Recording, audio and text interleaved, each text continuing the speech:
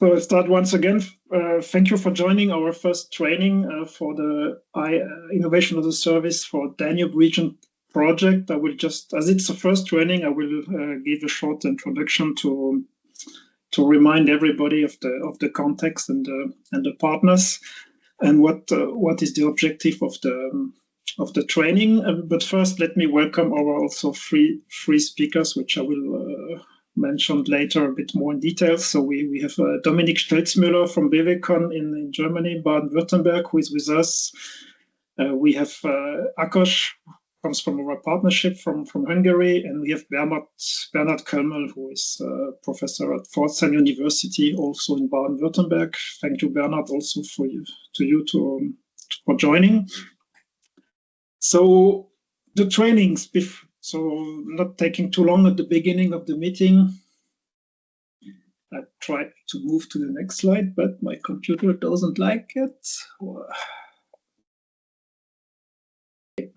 So to remember about the project, why we did this project. So innovation as a service is let's say the main part of the title, which is it's derived from the concept of servitization of the economy, and we have tried to apply it to the delivery of business support services, innovation support services, and we target mainly industrial, rural, remote areas in the Danube regions with low innovation capacity. Low meaning compared to, for instance, capital regions, or so it's relatively low in their national context. It is not necessarily absolutely low innovation capacity, and we try to help those regions to develop new business and innovation support services, so that they can deliver especially more integrated service, bringing together the capacities and the competences of different organizations, different business support providers, which is one of the challenges to, let's say, to make the next step in delivering business innovation services. In the project, we first developed regional nodes to bring those people together who are willing to deliver jointly new innovation services or improved innovation services. This was the first part of our project, the first year, which is completed. We completed last month. We are now entering what we call the academy, when we will help the regions to develop their capacities, to train people, to learn more about potential new innovation services. This is the activity we are currently in today with this meeting. And we do that to support the activities that will start soon in our third work package, which is to implement pilots where we will test those new services, and we will hopefully be able to take over some of the learnings of the trainings from today and the ones that will follow. So this is where we are in terms of project, to set the context, but the partners know that, but maybe also for Bernhard and Dominik, just a quick overview without entering into details of the project. So today we are more specifically into this training program for the transfer of knowledge between partners, but also with some external speakers that we will then use into our pilots. Our trainings, as an overview, this is the first training of a longer series. We will have what we call core trainings. So more or less every 2 weeks on Tuesday morning, we will meet to hear about different topics and learn from the partners and their stakeholders about how they address the topics which are listed here and what are their practices, their experiences. And then we will have some advanced trainings where we will have 1 day full trainings dedicated to more specific topic, which were raised by the partners and are dedicated to some very specific services. Some of them are a bit redundant because they were highlighted as specifically important by the partners. So this is the program. The target group are mainly the project partners and the stakeholders, but mainly the project partners. And so I'm happy that we are able to start on time, and that we are looking forward to a very rich program ahead of us. So until September. So here today, first training on information expert knowledge and consulting, which was a bit of a not so sexy title, but because there were so many topics, we did not manage to find a better title, but it covers a very large area that you will hear from the different speakers. And this is the program for today. So we will hear in this order from Dominic from BVCon and Baden-Württemberg. Dominic will introduce in detail BVCon, so I will not tell a lot, but I'm very happy to have Dominic and BVCon. They're very strong organization, business support organization in Baden-Württemberg, and they're a very good example, in my view, of how networking can help to leverage cooperation across different actors, can help to leverage the quality of business support delivery. Then we will have Akash, which you know, it's out of a partnership, and we will insist more in details on the cooperation with startups, experts, and research institution, which was highlighted as a specific topic. And finally, we will hear from Bernard about business intelligence and innovation, and he will describe some practical approaches how to use knowledge from industry reports, trends, and so on to deliver better innovation support, or to implement better innovation processes into companies. So this is the program. We have a maximum of 3 hours. We might finish a bit earlier, depending on the number of questions you will have. But this is the rough framework we have. And if there are no questions at this stage, I suggest that we start right now with the first presentation with Dominic, who sent me an earlier detailed presentation, and yeah, very interested to hear from you, Dominic. I see in the chat it asked if the session is recorded. Yes, it is recorded, and the recordings will be available to the partners as well as the presentations. Later on, it will join our knowledge base, and will be available for also regional stakeholders you would like to inform about the contents. So yes, you will get all the documentations, and you will have access to the recording. Okay, Dominic, I'll let you introduce yourself more in details and share your presentations. The stage is yours. Thank you for joining us today. Thank you very much for the introduction. 1 second for sharing my slides.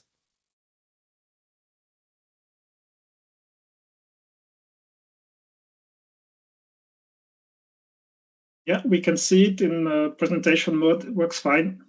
Okay. Just waiting a moment more. Okay, so good morning. My name is Dominik Stelzmüller from BVCon.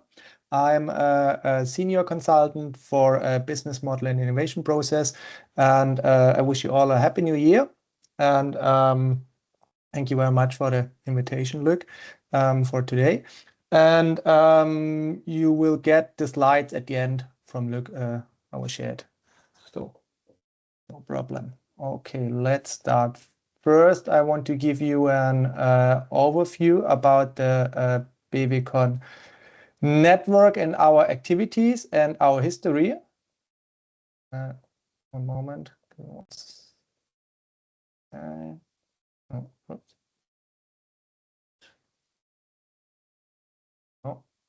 Yeah, 1 second.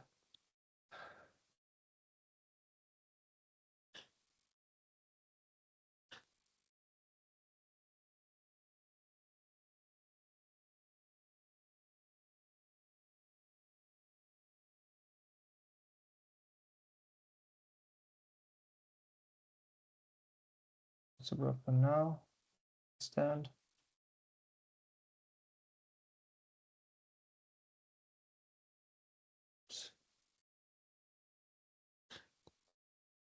Are you trying to change slides or? No, okay. No, well, no, just I don't know what's going on with the presentation. Let me see.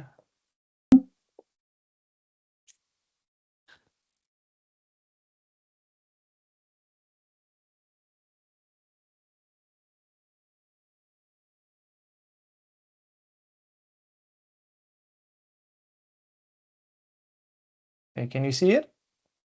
Yes, please try to go to the next slide. Okay. Yes. Okay, great. Sorry for the issue. No problem. Okay. So at the beginning, I want to show you some facts about our ecosystem, how we build it up, and then we can, in the second part, we can go deeper and also with your questions and focus on special topics if you want. So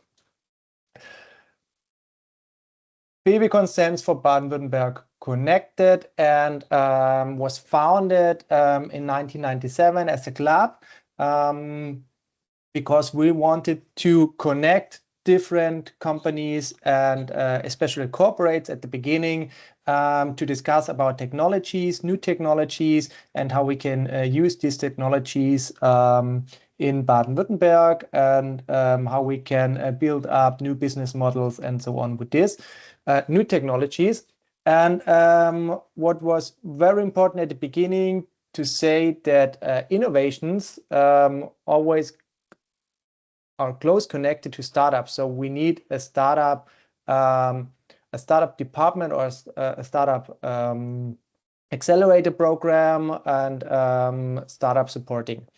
So in 2014, so 10 years ago, we integrated a service provider company for a holistic realization of the digital transformation. And in 2018, a research department for application-oriented research projects with the focus on new technologies. At the moment, AI and blockchain are at the focus. And today we are one of the biggest high-tech networks in South Germany, a big ecosystem for a holistic view of implementation and digital transformation. So what is very important for us to say, we are not only in Stuttgart located in the capital of Baden-Württemberg. So we have we're represented in 7 cities. So we want to be very close to our customers and work also in small regional local networks close together with them. But we are also involved in European wide corporations with other partners or in European projects like Horizon, Interreg, and so on.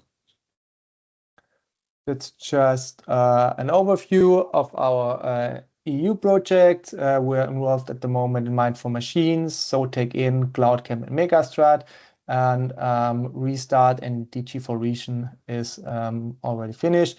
And if you want to get more details, you can click on this link. The description of the projects on our website is also in English, so you can get all information about this if you are interested in. So let's have a view on our innovation navigator. We have four big aspects for us. So first is the topic startup. We want to support startups. We have startup accelerators. We want to connect them. We want to get finance options for them. We have innovation process inside corporates and SMEs. We have the BWCON Academy as a service. And we have our community for connecting startups, corporates, SMEs, and so on all together. And we're working very close in this. Sorry for that, it's just the German slide. I didn't get it from my marketing department in English, but we will go deeper later in this aspect. So we have startups in our ecosystem, we have corporates in our ecosystem, investors, and also universities and science partners. So this is our ecosystem, and we try to connect all these aspects, all these partners inside this ecosystem. This is very important for us to get this cross-functional connection to all of them. Okay, let's go deeper in the field of startups. What does startup mean for us, or which services? We have startup accelerators. We try to get funding for them, and networking means we promote and accompany young, high-tech startups into the growth phase, connect them with pilot customers and investors, and support them in established marketing performance.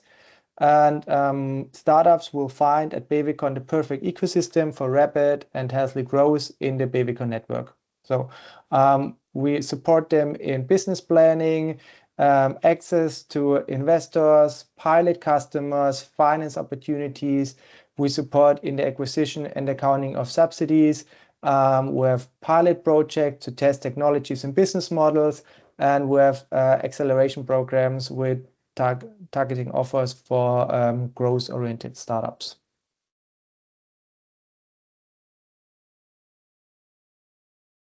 We enable established companies to start the digital transformation and in the right places to initiate innovation and change process and to be sustainable competitive. So digital transformation does not work according to a strong scheme. So we have to be very individual with all our customers because they stand at a different level in the field of digitalization and digital transformation. And that's very important to work very close together with them. So we have their digi checks for analysis, needs, potential determination.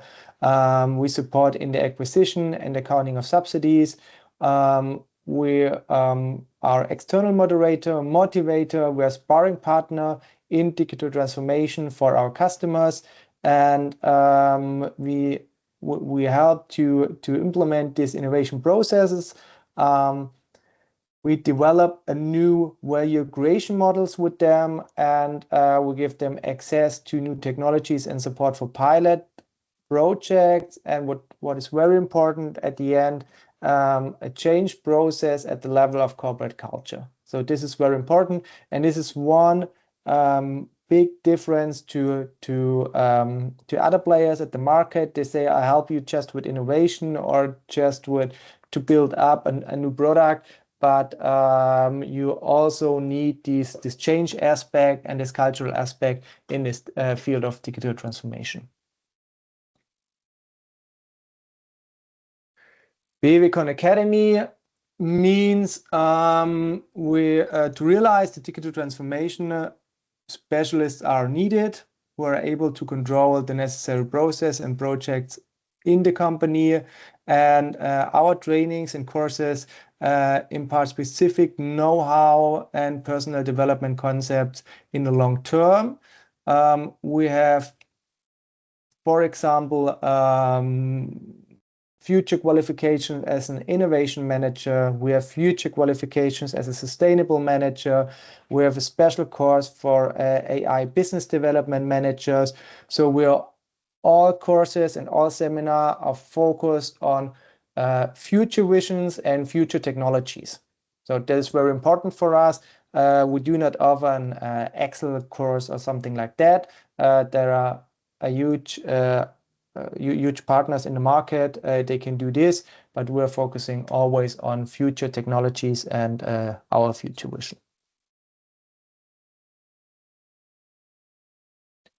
So our community is very important for us and also for our customers. We have over 6,000 experts from high-tech industry inside our network. We are one of the biggest platforms for knowledge exchange and networking. to different formats and in online courses and also in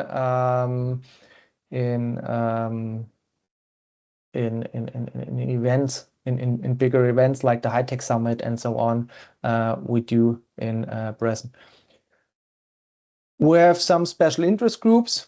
I can show you these groups later for knowledge exchange and for networking among the members of our association.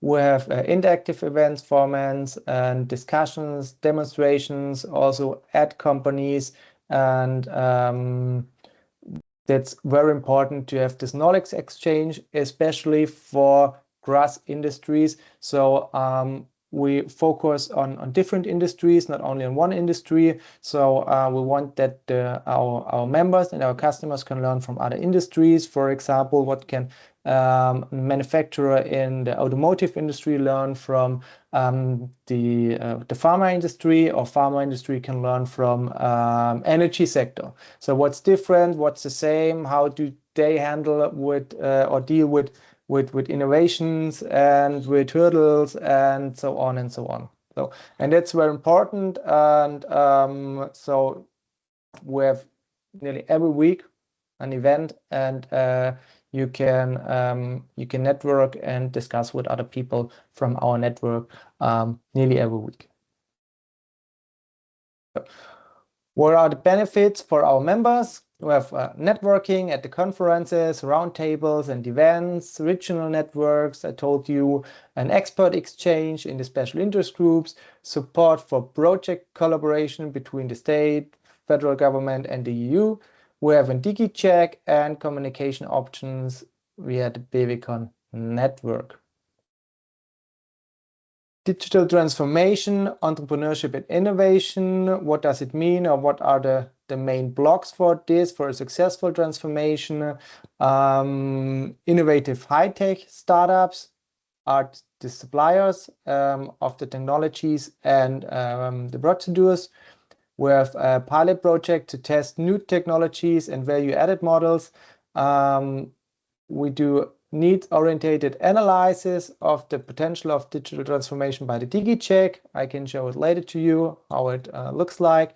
Continuing education and personal development for sustainability, securing skilled workers, innovation process, business planning and development for data-based value models, and subsidy management for financing, moderating, and a huge network. So,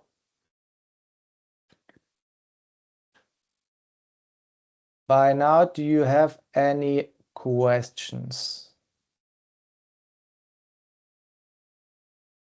Otherwise, yeah, please, you can just raise your hand and ask questions. I know, as I have seen the presentation, that Dominic has some more details on some of those service provisions. So I will not ask specifically question about that, but maybe to let people maybe some time to collect questions or to think of their questions, I can start, Dominic. I would like to go back first to one of your first slides when you displayed the map of Baden-Württemberg and the different. Oh yes, thank you. Just going back, and the difference of different offices. Interesting. I would just like to ask you if you can say a few words about how the work is organized. Are the competences, do you have centralized competences which then the different local offices can use, or do you have the competences basically located in the different locations and you bring them together as you need, or which is the balance for you? When you work locally, for instance, in Aigen, do you bring in people from NECA, or things like this, how you organize work? That's a very good question, and it's always a huge challenge for us. We have our headquarters in Stuttgart, and we have let's say network managers in all of these regions and an office in all of these regions. So these office managers are in their regions in contact with the customers in their regions, very close, try to connect them, try to find out what their needs are, doing things like I can show you later, Digi check and so on. But then if you need more specification and more detail, and if they have some specific issues, then we work very close together also with experts from Stuttgart or from other regions, and we share this information and we try to help. This is one of the main aspects. What do our customers need? What's the problem? What's the issue? How can we help them? Who has the competence inside our company? We have about 45 employees, and we're working very close together in different meetings and on platforms, and try to help our customers to get the or to fulfill their needs. Thank you. What is in oh, Igor, I see your questions. Yeah, go on, Igor.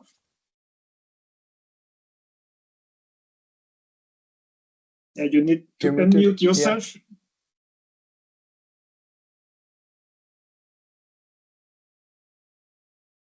Igor, if you cannot unmute yourself. Okay. I'm just trying to find the button. We can hear you. I wanted to say you can ask the questions in the chat. I can read them loud, but no, you can speak. Go on. Oh, sorry. If you want, I can write. No, it's okay. Okay, just so acceleration process is oriented on the digital transformation. Am I right? They are not working with the startups in the boosting on the market. This is one question. Another, it's what kind of model of cooperation you have with the 6,000 of experts. It's a massive number, and it's very impressive. And let's say about membership. It's only a startup company. What kind of relationship is a membership fee, or what kind of relationship you have with the with the startups? They are exclusively startups, or maybe there is some individuals who are initiate some business. Thank you. Yeah. Okay. Thank you for the question. So as I told you at the beginning, we have like a club structure, and we start with this club structure, and you can become a member if you want.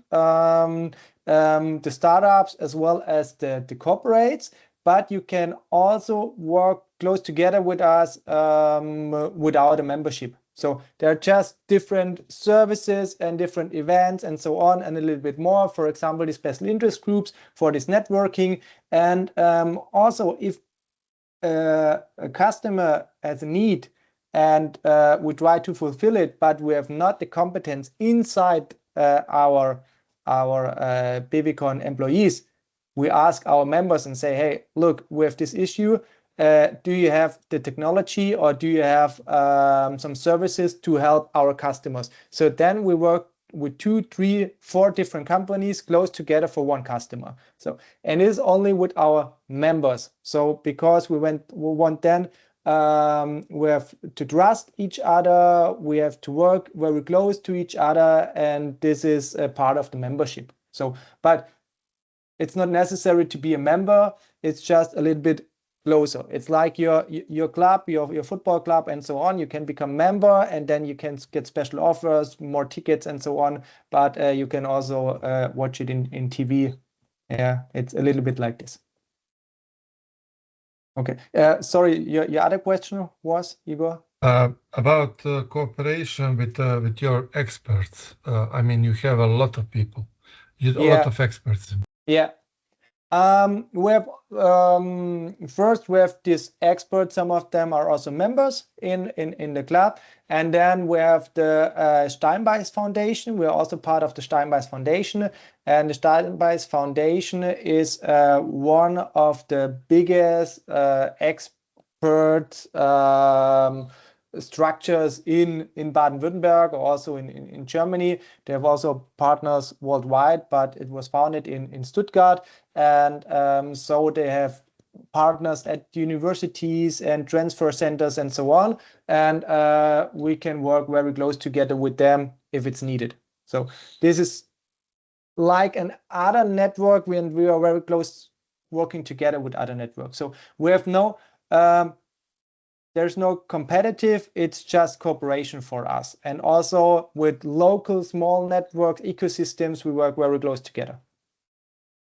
Dominic, maybe I can ask a little bit more, because I know the question has been raised also by other partners. When you work with those experts, do you have any kind of formal contracting them? Or are you working on a trust basis, and you set up a ad hoc team to solve the question, and then you work together, and that's what you do? Yeah, it depends on. Yeah.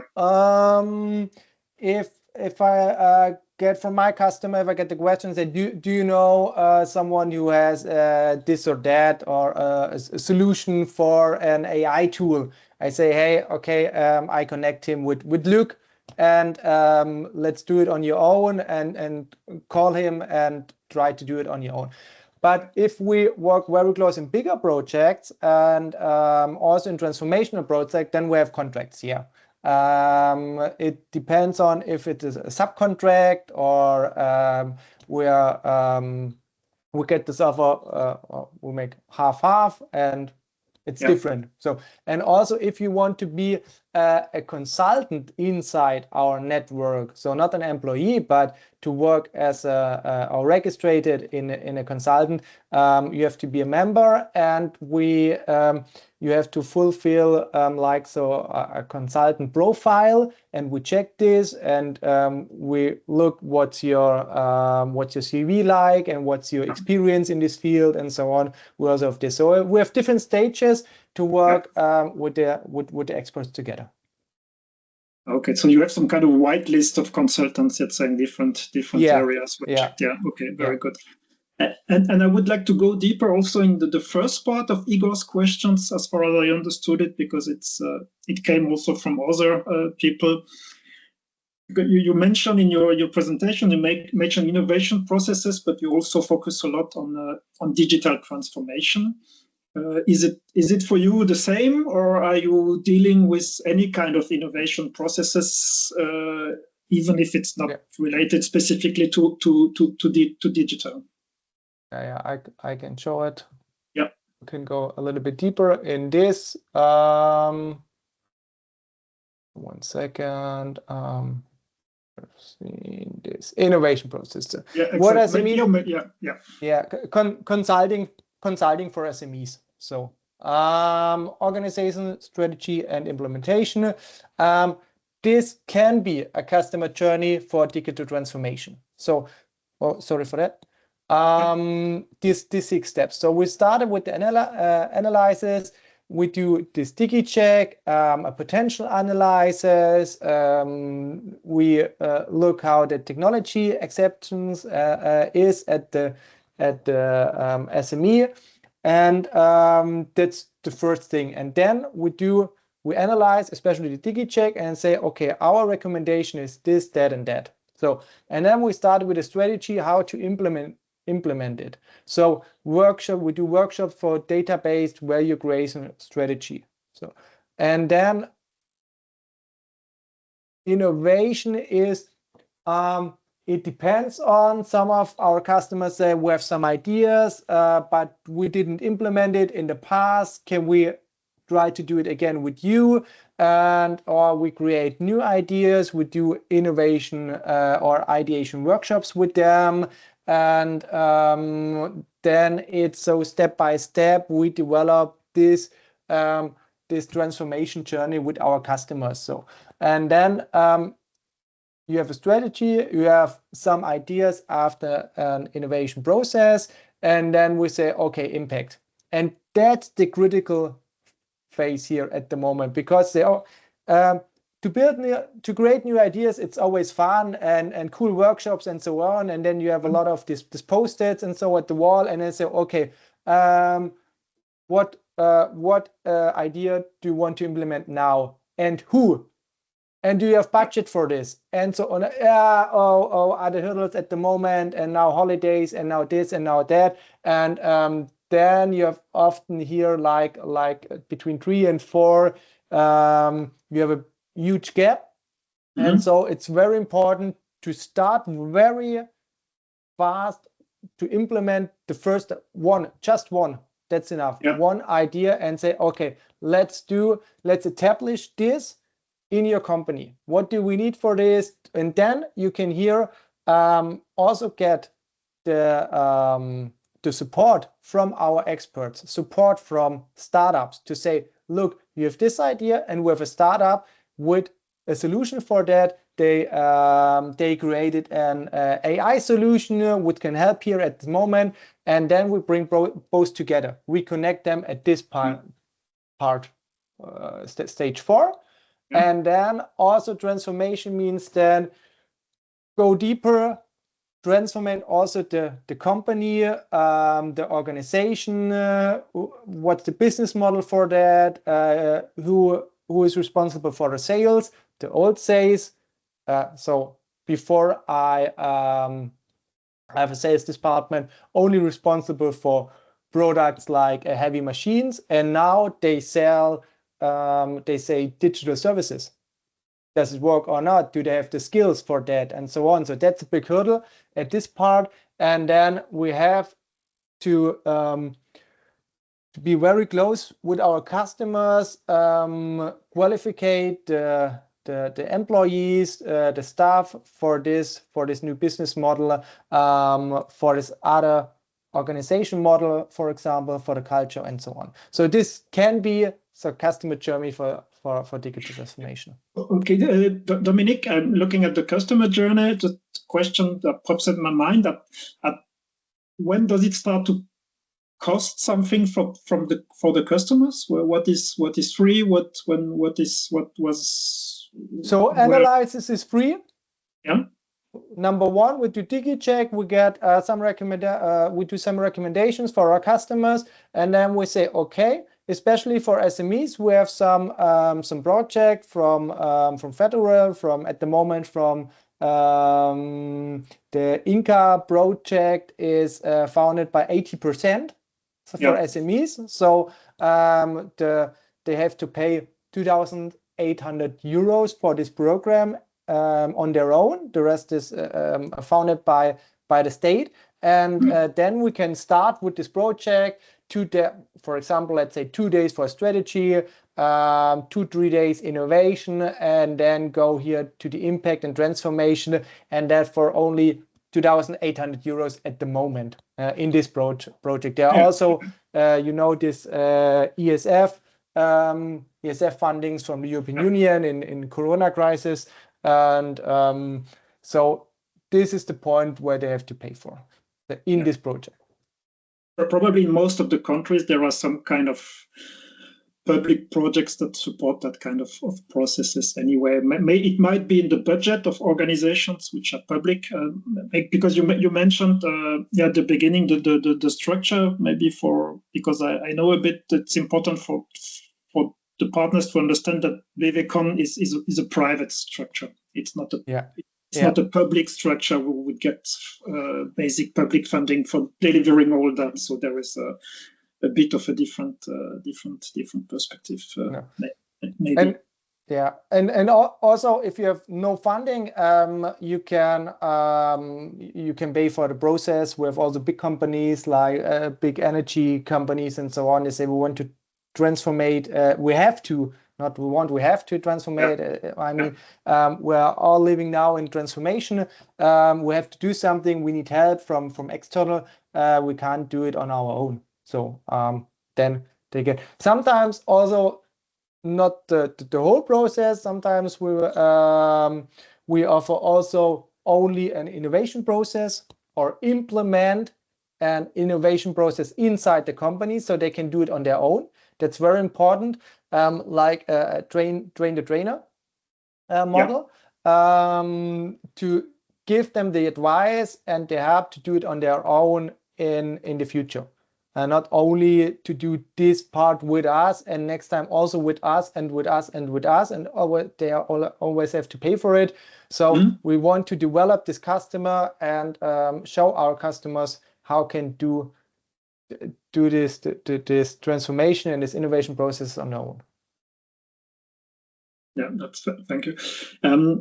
Just coming back briefly again to my initial questions about so when you go out and you reach out to the companies, your entry point is something like the DigiCheck. So you focus on digital transformation, but do you have also requirements from other kind of innovation processes which are not specifically related to digital transformation? Are you dealing with them then directly, or are you transferring them to some other organization if it's about, I don't know, a new chemical process or whatever?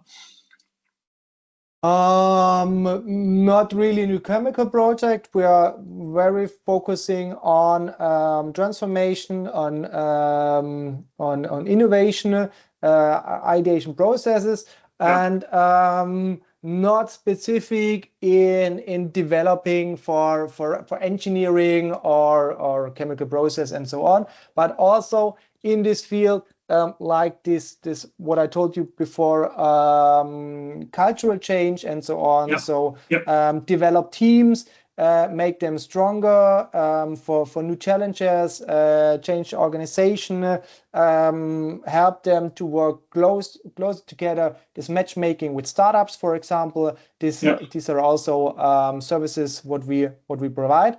And yeah, this are the main services. It depends on, especially this is a very good example for the customer journey for SMEs, especially because the SMEs always or often get this funding from some of this national or international projects. Yeah.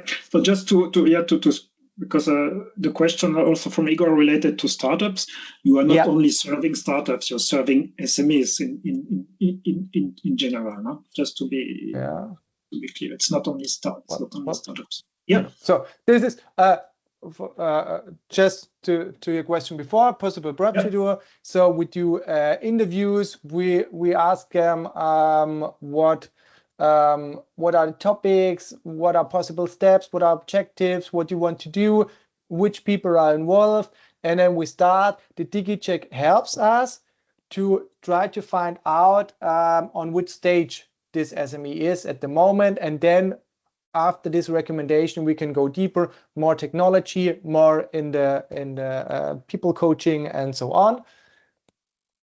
And this is for us, this is I think you all know them, Steve Jobs. This is a very important quote from him. So he said you have to start with a custom experience and work backwards to the technology. You can't start with the technology and try to figure out where you're going to sell it. That means you have to understand what the need and the problem from your customer is, and then start with technologies. Sometimes we have also the questions and say, do you have something with AI? What does it mean? What do you need? What's your problem? What's your process? So just implement AI, because everybody's talking about AI. It doesn't make sense. So what's your process? What's your need? What's your issue? And then you can say, do we need AI, or do we need something else, or do we need this this process itself? So that's different. So but I want to tell you something about also this is the DigiCheck. I told you before, it's just an Excel sheet. We get some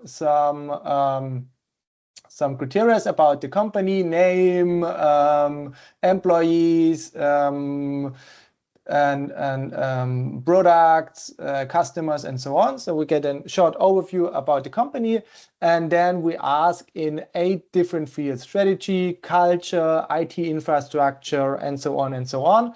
And it's between 1 or 5. We ask the company, what do you think? Are you very good or very bad or in the middle?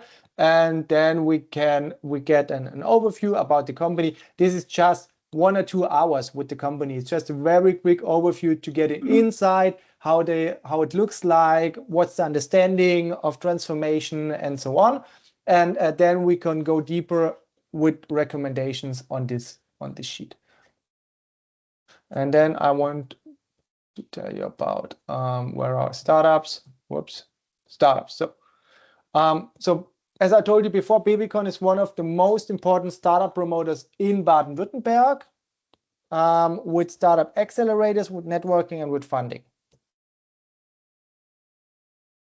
So what do we offer for our startups? They will find a perfect ecosystem for rapid and healthy growth in the Babicon network, supporting business planning, access to investors, pilot customers, financing opportunities, supporting acquisition and accounting for subsidies, pilot projects to test technologies and business models, and accelerator programs with target offers for growth-oriented startups. So, and if you work, I don't know, Igor, if you work very close together with startups, and are you part of a startup accelerator, or do you have a startup accelerator, or no. close Actually, together with startups? Actually, we're working on the I don't know, ideation and process, but until the acceleration process. Our idea is that through Node starting to provide additional, but everything what we are provide through the system is some practical support or development of some prototypes and boot camps ideation until creation of the business model. Okay. So Dominic, sorry, Dominic, just a few remarks in the framework of the project. We probably will have pilot projects where we'll try to set up accelerators programs. And so it's very relevant for the partnership in general. So there's a question in the chat. It is about of the accelerator programs, if they focus on any specific sectors. No, not on specific sectors, but on tech industry. So this is important for us. And also, if we believe that is a good business model and we can develop it and we can help them, and we have partners inside our network. This is important. So just to say, oh, there's any startup, we get, I don't know, some euros for funding, and then after that we say, we are not interested in that. That doesn't make sense. So we try to implement this startup in our network, connect them with our members, connect them with pilot customers, and try to help them grow inside our network. And also we do this with local startups in Baden-Württemberg or in Germany on one side, but also if you are working very close together with startups and they want to go to the German market, you can come to us. We have a service like Go Global, and we help them. They get address from us. They get we try them to start in the market. We have with John. John is from VCG AI. He founded his startup in Slovenia. And then he met him with in the Mind for Machines program, and he said, "How can I go to the German market?" We said, "Come to us. We give you an office." He has now an office in our headquarters. You can start here, and we help him grow. Yeah, thank you, Luc. You know that's the address. We help him grow his business model. We support him. He won the Cyber One Award this year, or 2024, and he get a pre-seed finance, startup financing with us together, and he is now 7 employees in Slovenia, and you have 18 employees in Germany. So he wanted to build up in Slovenia his startup, but now he's growing very fast also in Germany.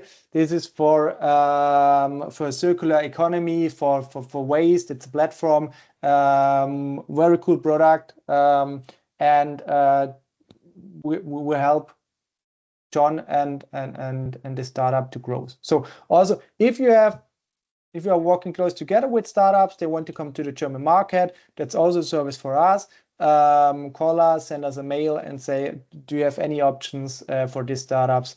And we are open from all startup, from tech, high tech, deep tech technologies.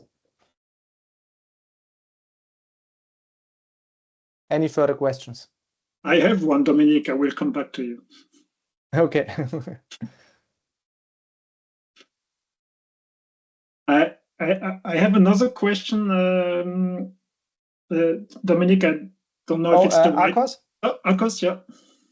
Thank you. I'm just wondering of the geographical scope of the selection of startups or your activity. Is it defined events, or are you open for any ideas that connected to your region?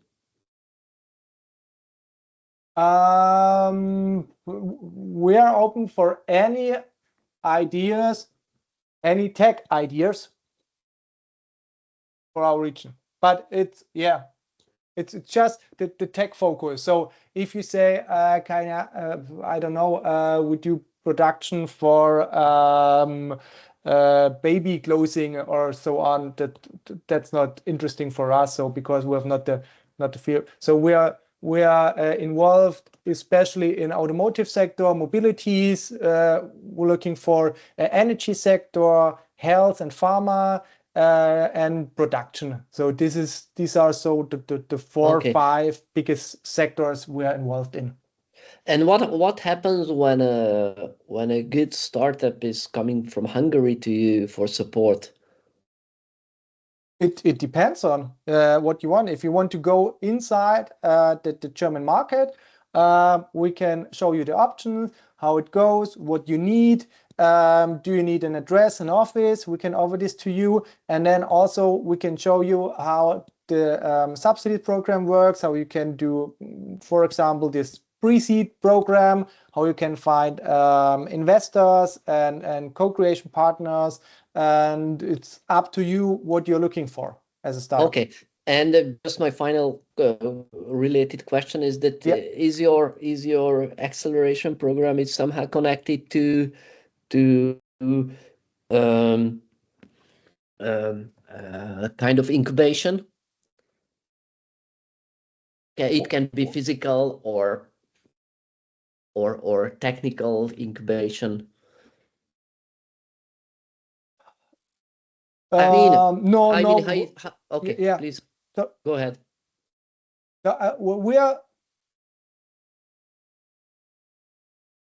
This is a good question. So we try to be open for and look on every business model and try to understand what's the market. So we also have, I give you another example. There's a startup from it's founded at the University of Stuttgart and come to us and they say we have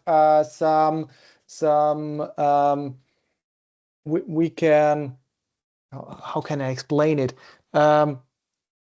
We can do some task at your computer without a mouse or without your fingers typing in, just with speaking or with your eyes, and they have different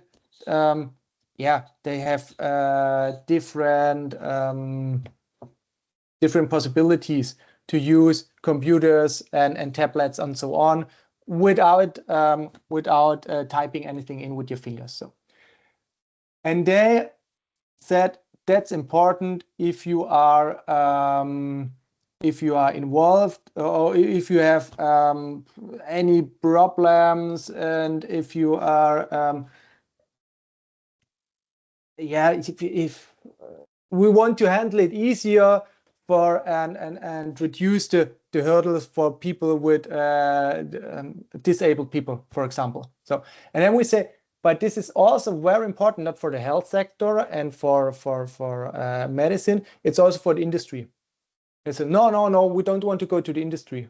It's so easy to go inside the industry because we have so many different use cases you can use. And they say, no, we want to stay there because we do a lot of scientists' work in this field. and we want to do it there. And say, but why? We have huge market. We have potential customers for you. There are use cases. And they say, no, we want to stay there.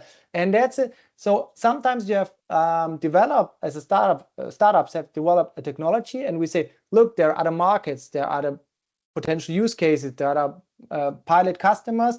And so you can't say we only focus on this. We have to look what's the service, what's the product, what's the business model, and then we try to help them and say, if you go this or that, that's interesting. We have customers for you. We have programs for you, acceleration programs, and so on. Do you want to come with us? We want to grow with you.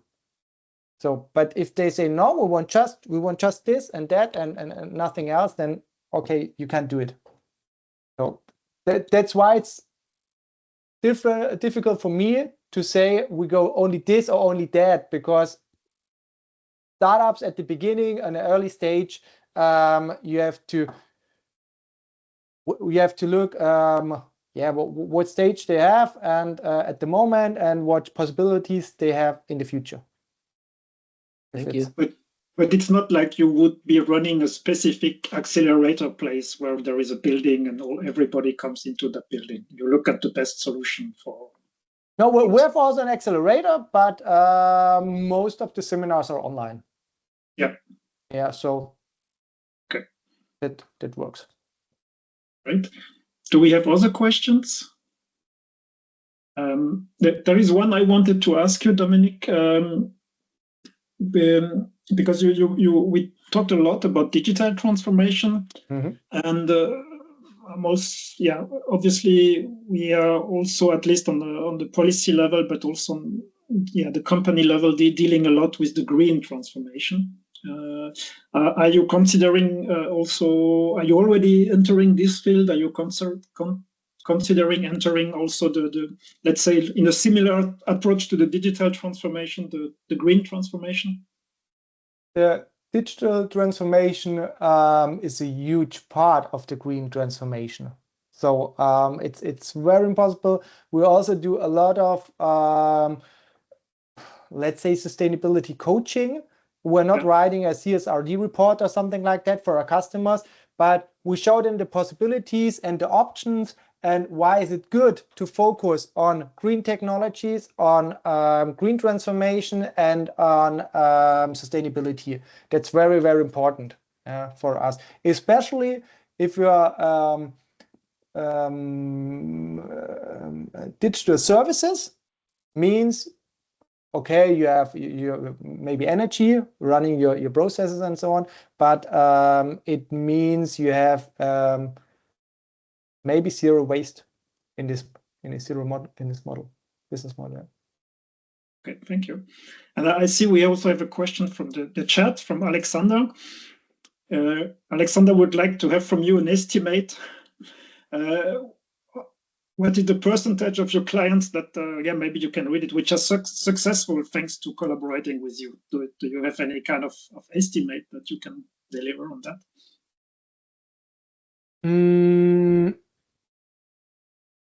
You would say a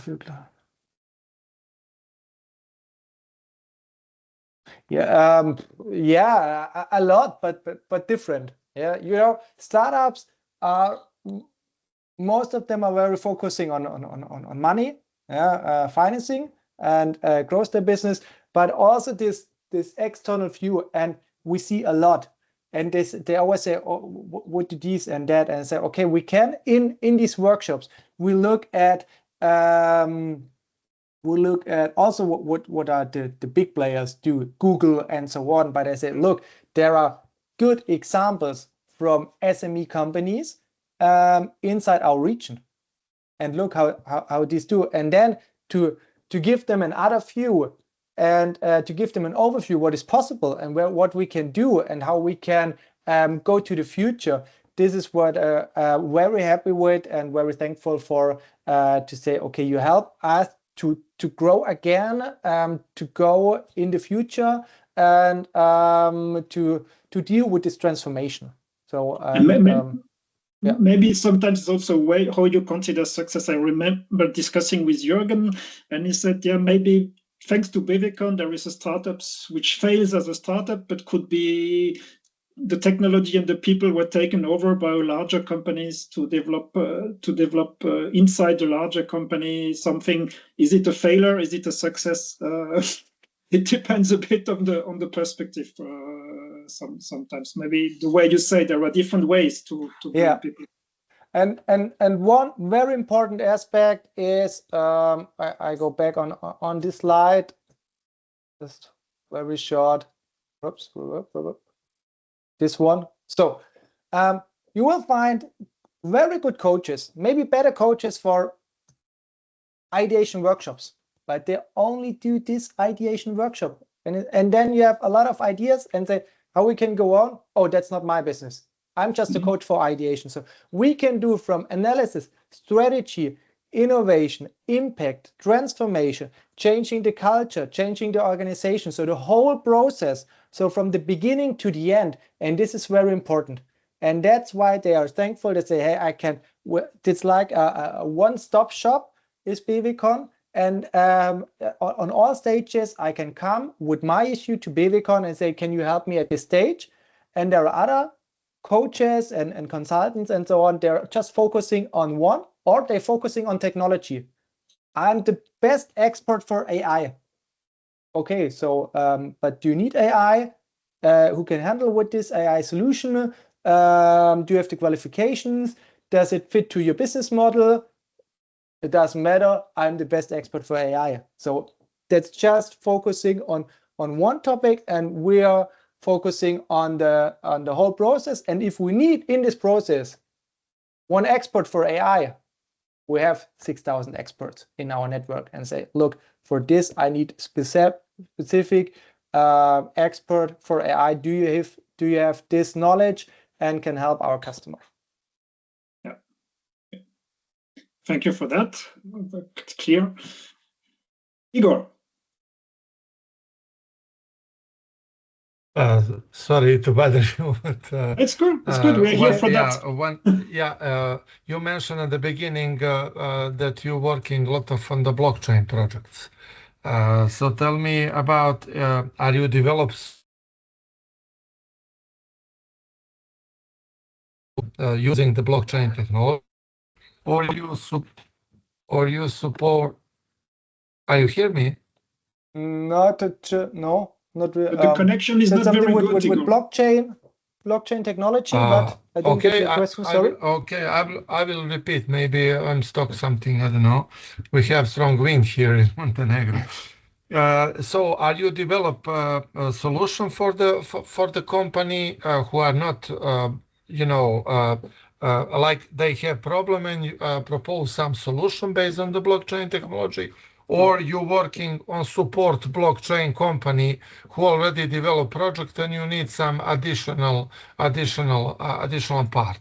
And are you dealing something with the blockchain for goods, or doesn't matter any kind of challenges? And are you working with the tokenization of the processes of different type of processes? Yeah, that's what I told you before with the Steve Jobs quote. Yeah, start with the customer experience, start with the use case. So we're dealing here with strategy, innovation process, and then we say, okay, that's the idea. And what technology do we need for this? Maybe blockchain, maybe something else. I don't know. So we're not developing blockchain and then try to sell it or implement it in the process from our customers. But we say here at this moment, you have an idea for a business model, and maybe blockchain is the right technology for that. So we find partners who are very good and experts in blockchain technology, and they can help you implement it. And if it's food or we also work with ticketing and or in finance sector, it doesn't matter. Okay, thank you. Do we have additional questions for Dominic? Or I can turn back to Dominic. Dominic, do you have I know you prepared a lot of materials, some other things you would like to tell us, or I think we went through a lot already of information. So that's okay. Yeah. I share my slides with you, and if you have any further questions, please feel to contact us. That's okay, folks. Thank you. We understood that you like to work in networks and collaborate with others.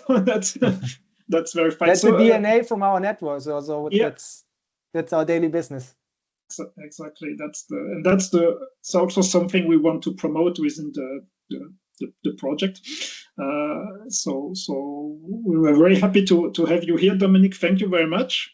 You are welcome to stay with us until 12 if you have time. If you have other obligations, of course, you are also free to leave us and to get back to consulting some real companies, obviously.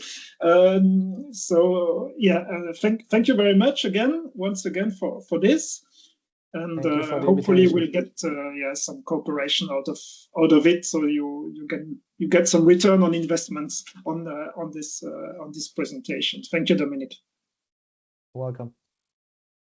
And so we think we can move to the second speaker of the day, which is Ákos, and which everybody in the room, let's say, knows Ákos because he's part of the project. Ákos, I will still let you introduce a bit your presentation and what you will be talking about today. Please, the stage is yours.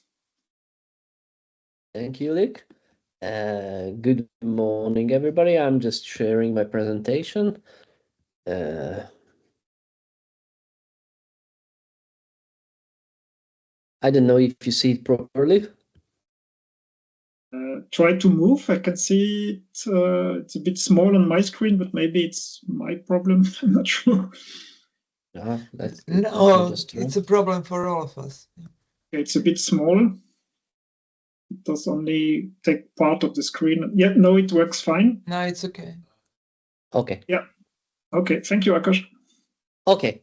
So, good morning, everyone. I'm Ákos Szépföldi from Hungary. I'm representing one of the project partners on the one hand, and leading an innovation agency, which is a regional innovation agency of Central Transdanubia,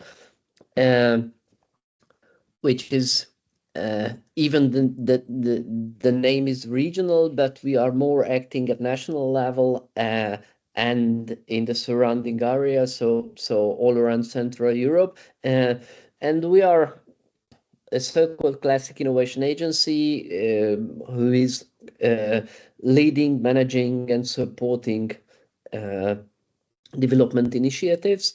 And what I was asked today is to share our experiences on the cooperation with startup experts and research institution. So I will go through some key aspects together with sometimes I will talk about more theoretic side, but I always will offer some practical examples from our experiences in the past some years. So I will cover the ecosystem, the different needs, the link between the different stakeholders, the role of community development, and we'll give a short overview how we see the development and the operation of an accelerator. Just in advance, we are running 2 different accelerators, but we are not just dealing with startups, but so-called traditional SMEs as well. And what we always consider, and that will be the final part of my presentation, is the difference between the needs and the offers services for startups and for SMEs. So what we always start from is the collaboration approach. So all the stakeholders have diverse knowledge, resources, perspectives. So if we connect this diverse background, then it can contribute to long-term growth and success through collaborations.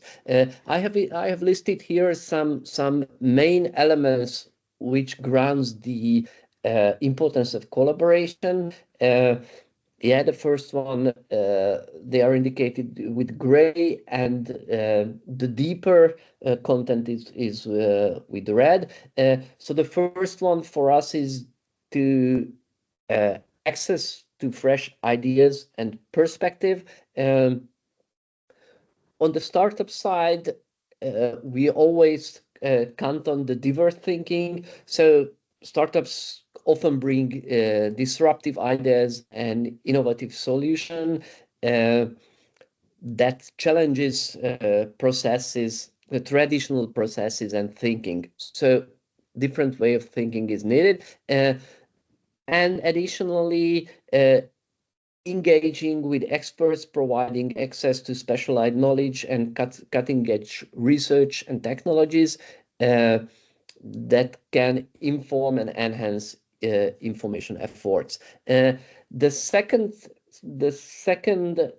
approach is the accelerated developments and implementation. One reason that led to this is the speed. I mean that startups are typically more agile and can iterate on products and services faster than traditional SMEs. So need quicker testing, quicker going step by step quicker than traditional SMEs.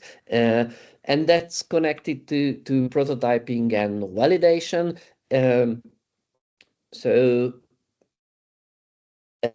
startups are not starting to have their final product, or it can be service or product, but need some kind of validation of their prototypes. It just have financial reason. So it's really it can be a really huge amount to develop immediately the final product without testing and validation. So the collaboration in this sense is crucial because these startups need some external resources, external knowledge, external technologies and infrastructure for pilot testing. The third one is sharing resources and the reuse risk. The resources shares can not just be money, but they can be technology, funding, human capital, and many other stuffs that are making innovation effort more manageable and of course cost effective. And that's connected to the risk mitigation, because collaborating has spread the risk associated with developing new solutions, because partners can share the challenges and cost. The fourth one is enhance capabilities and reduce risk. Here the knowledge transfer and the workforce development has crucial importance. While at the market relevance and user-oriented innovation, of course, collaborating with research institutions and startups always often open new avenue for funding, including grants, venture capital, so especially targeted to innovative projects. While infrastructure support may offer access to advanced technologies and infrastructure which is not given within the company or within the project. Of course, the collaboration is not just for doing something immediately, but for long-term, but for building long-term strategic partnership. It has a customer orientation on the one hand and the market orientation on the others.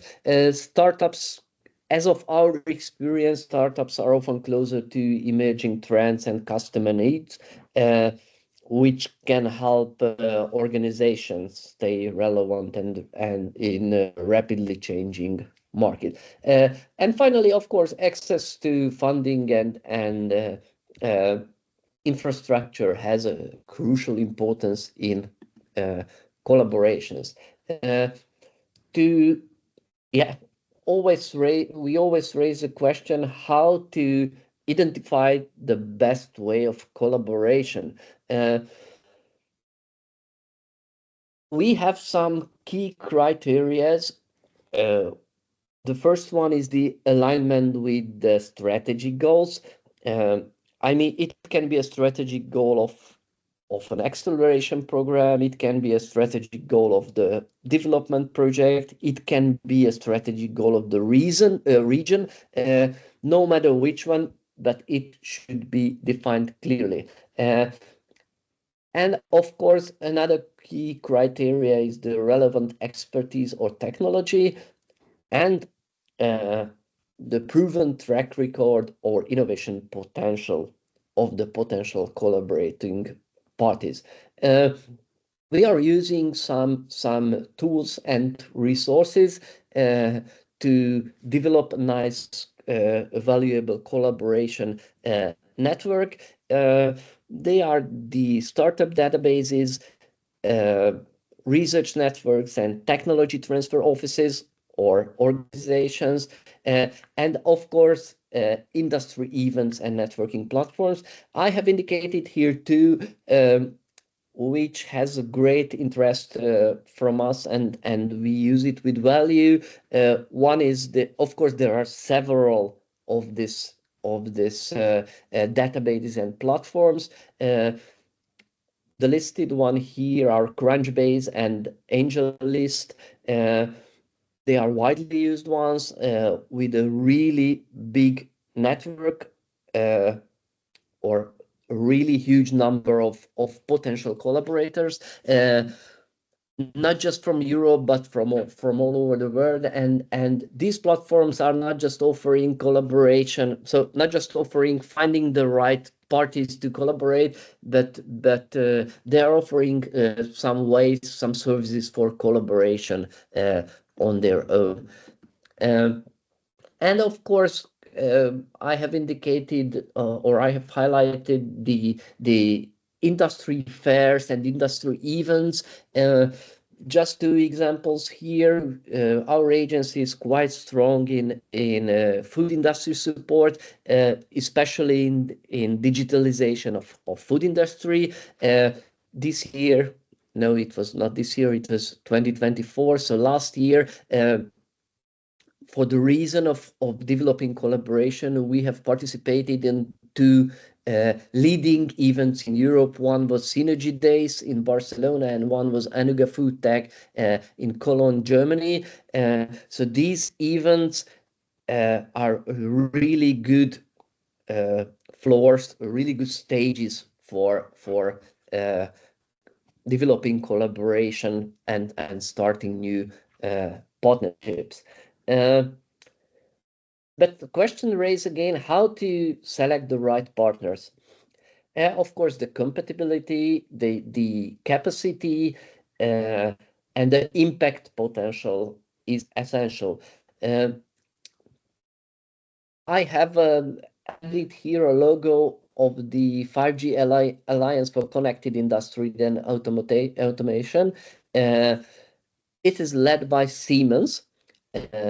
So Siemens partnered with multiple European universities and research institutions to advance the development of 5G technologies and application in various industries. So they are just started to build a partnership, a collaboration network to utilize the capabilities of 5G to enhance automation and connectivity in industrial setting. So what they did is somehow formalized the way of collaboration. Of course, it's an open network. It's always developing, but it gives some background, some stage for good collaboration. Just to go deeper to the collaborations, I have added here one case study from Hungary. My case studies are always from Hungary. We have here the MOL Group in Central Europe, seated in Hungary. It's the biggest gas and oil company in Central Europe. And they have a nice collaboration with one of our technical universities. It's called the Széchenyi István University, and they have joined forces to leverage academic research and industrial expertise in the energy sector. They don't want much. They want an effective collaboration for accelerating the research capacities, which they don't have much, but the university has, to improve the operational efficiency of the company. MOL had some has some specific criteria previously defined and communicated. So the ones want to collaborate on this energy research topic with MOL, they should have expertise alignment, of course, research capability, same innovation focus, industry expertise, commitment to collaborate, and huge potential for knowledge transfer. On the expertise alignment, strong engineering and energy program is given at that university, and they are providing academic foundation fully aligns with the MOL's strategic objectives. On the research capability side, the established laboratories and research centers are given, so the infrastructure is given, while innovative research projects are running for more than 20 years. Just highlighting the commitment to collaboration, both parties have demonstrated, even with a spelling mistake, a mutual commitment to foster a collaborative environment. So a collaboration can only work in innovation, of course, same in other areas, if it's a win-win situation. So both parties should find the values in this cooperation, and it's only working if it's encouraging open communication and open sharing of resources. So in this collaboration between the oil and gas company on energy and the university, they have some significant outcomes. This collaboration is running for 6 or 7 years now. So they have joint research projects for energy solution, mostly on technology side. They have started using cutting-edge technologies.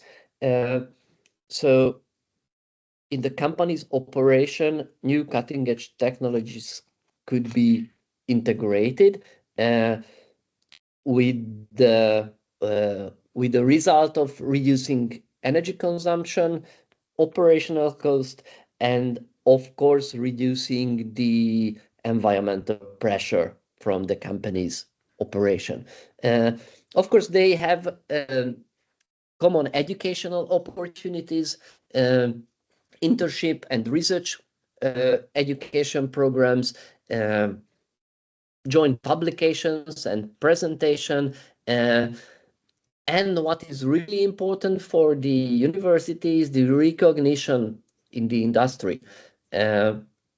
So for the company, recognition in the energy sector, in Central Europe, and for the university, the recognition on the so-called university market or education and research market.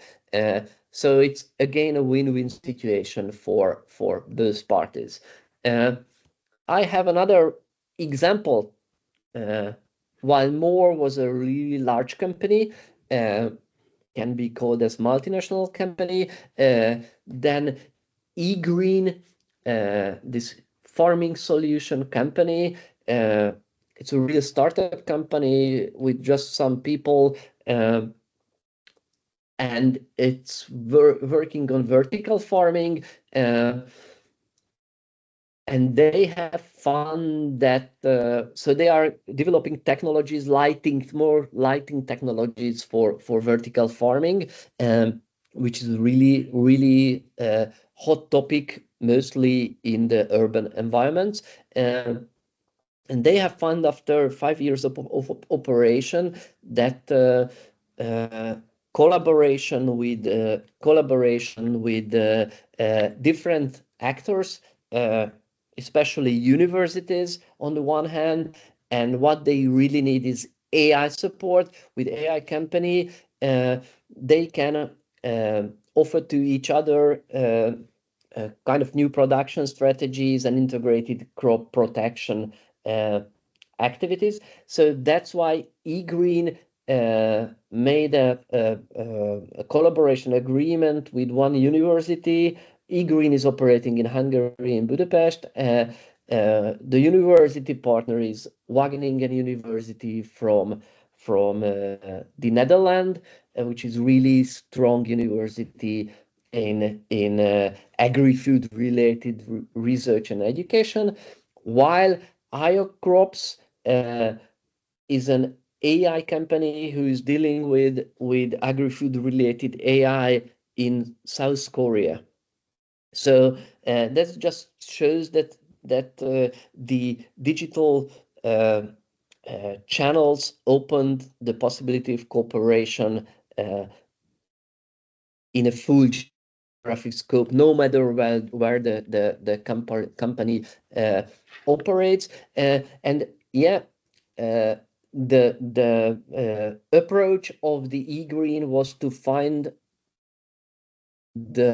in a niche market to find really good partners for collaboration, and this collaboration is resulted not just joint research activities, not just joint development, but new products on the market in a quite short term, in a 2 years term. If we would like to successfully support the ecosystem and especially the companies within it, we have to be familiar with the opportunity for engaging startup and experts. Yeah, we see here, we have tested here many different possibilities. One is the co-creation, what we use the most. Same huge importance with the pilot projects, so testing concept in controlled environment, and running advisory boards who are following the market processes and who are following the new developments. I brought here one more case study from Hungary. This is the case of the Hungarian Telecom, member of the Telecom group. They are the leading telecommunication service provider in Hungary, and they funded a set of co-creation workshops, a series of co-creation workshops to develop digital solutions close to the needs of the small and medium-sized enterprises. So the goal is to enhance their product offering and service experiences. They do it in a partly online, partly personal or offline format. They are running workshops with structured interactive sessions where like a moderator and a mentor or a mentor, the representatives from the Hungarian Telecom working together with SMEs, innovation expert, and industry leaders. They are not closing to they are not restricting the activities to telecommunication sectors. So it's more a multidisciplinary approach. They are dealing with retail, hospitality, logistics, and of course any areas that refers to the digital transformation. And they have some nice outcomes from this co-creation activities. New service concept development. It's really important for them to prioritize the features, so they get immediate response from the market, from the potential collaborators. The third one is creation of prototypes, and it follows by enhanced relationship. And of course, it's really important to develop the ecosystem and to empower the ecosystem for them. A bit different when a research or a public research organization, I mean, at least in Hungary, working together or collaborating with companies. Of course, the benefits are clear from the beginning to access the cutting-edge research and talent and opportunities of joint grant and funding. Mostly it going through a partnership agreement and kind of collaborative platform is always developed. It can be an online platform, but it can be a series, a set of events as well. We see here some practicalities. So from the theoretical research, we can move to more practical or advanced research. The improvement of education outcomes is clear. It's driving the sector and fostering innovation. The case what I inserted here is a healthcare related one. Is the collaboration of Richter Gedeon. It's the biggest pharmaceutical company in Central Europe, seated in Hungary, and the University of Budapest, the Semmelweis University of Budapest. They went through the joint research and joint product development. They have fully integrated the pharmaceutical research and education need to the curriculums, and additionally developed together a physical center which is called Health Innovation Center, where young researchers can join to the research projects or development projects of the pharmaceutical company. So what they have here is, of course, joint research projects, drug development and clinical trials, knowledge transfers, and of course the Health Innovation Center. I have listed or showed some examples of collaborations. Of course, if you have any question, just raise your hand and happy to answer. if not now, for us, it's really important to measure success of collaboration, any type of collaborations. I have indicated here again a case which is the collaboration between GE Renewable Energy and Hungarian University of Technologies. In their case, it was a collaboration for an individual product development within the wind turbines, some electric parts, and of course the prototypes are nice measure indicators in their case because it's a university collaboration, the research publication for the company, for both the company and the university, the commercial applications and the scaling up of the project on the one hand and scaling up of the connected startup on the others. And it's really important for measuring the success that all involved parties should measure it and should develop their own measurement indicators. And the project or the collaboration is only successful if these key measures are always set for all parties.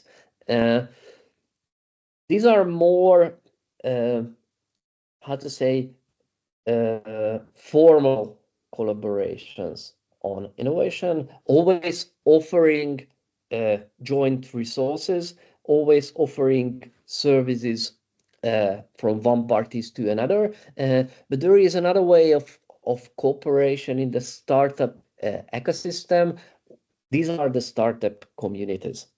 These startup communities, kind of formal or informal networks of people, companies, businesses, with the with the goal to share insights in a specific phase. Really different form of startup communities are given. They are working in physical form, in online form. Some of them are thematic, some of them are more multidisciplinary, but all of them are following some steps for efficient operation. So first of all, we are running what, as of our experience, you have to go step by step in this process with building startup community.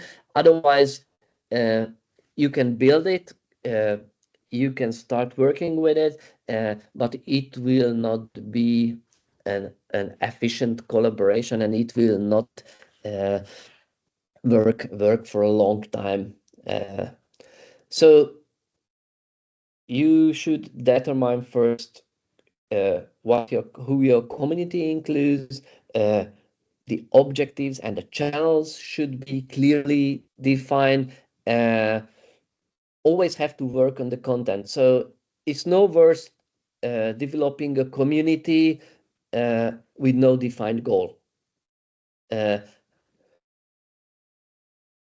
That comes to the fourth step. It's be active in the community. So not just the community leader or the developer, but community only gives value for the startups and for all stakeholders if they are active. And again, I go back for the measurement part. The progress and the success should always be measured. Some good examples from Hungary on startup communities. they have different approach and following different different objectives, but all are well operating. The first one is Prezi. You probably know this digital solution for presenting for sharing and presenting your thoughts. This is Prezi. It was a small startup 10 years ago, but now it's a large company, and there is a thematic design and digital community around it. Some of them, like the Cubator, it's a university related one, so it's running by the university, by one university, while we have the Hungarian Startup University program, which is an empowered collaboration of the public universities and the companies around them. While High Ventures, it's a financial collaboration, so the financial community, they offer mostly venture capital, and we have the Design Terminal, which is more an international community, so it works with the Visegrad countries, so Slovakia, Czechia, Poland and Hungary, so in this area. So its dedicated goal is to connect the community in these countries. Of course, yeah, Dominic, please.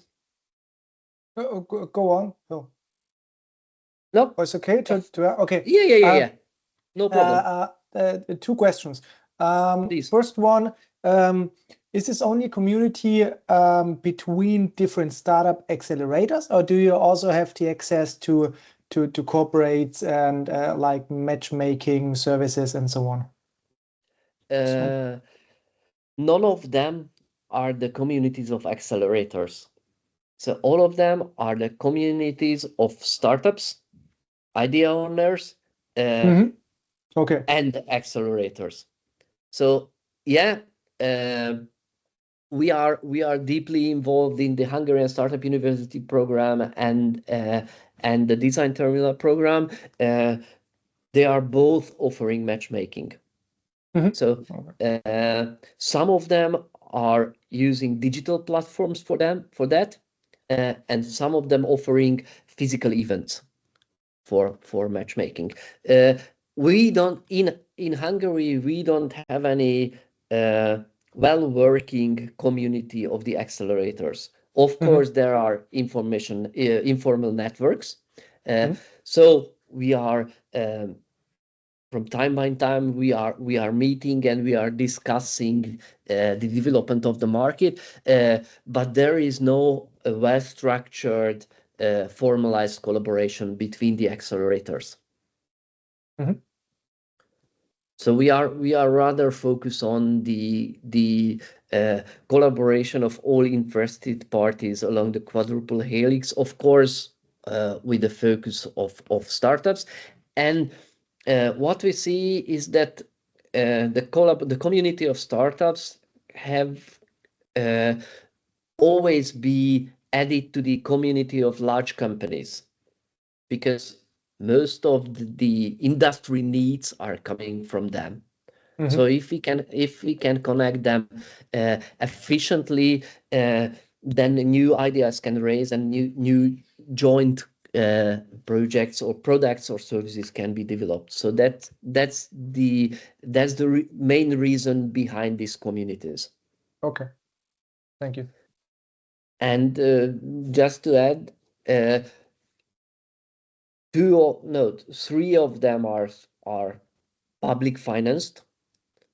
So of course the university program and partly the Design Terminal and the High Ventures are public financed, while the others are private financed. Mostly, some of them, the Hive is financed by one large company, while the others are kind of shared financed by the companies. But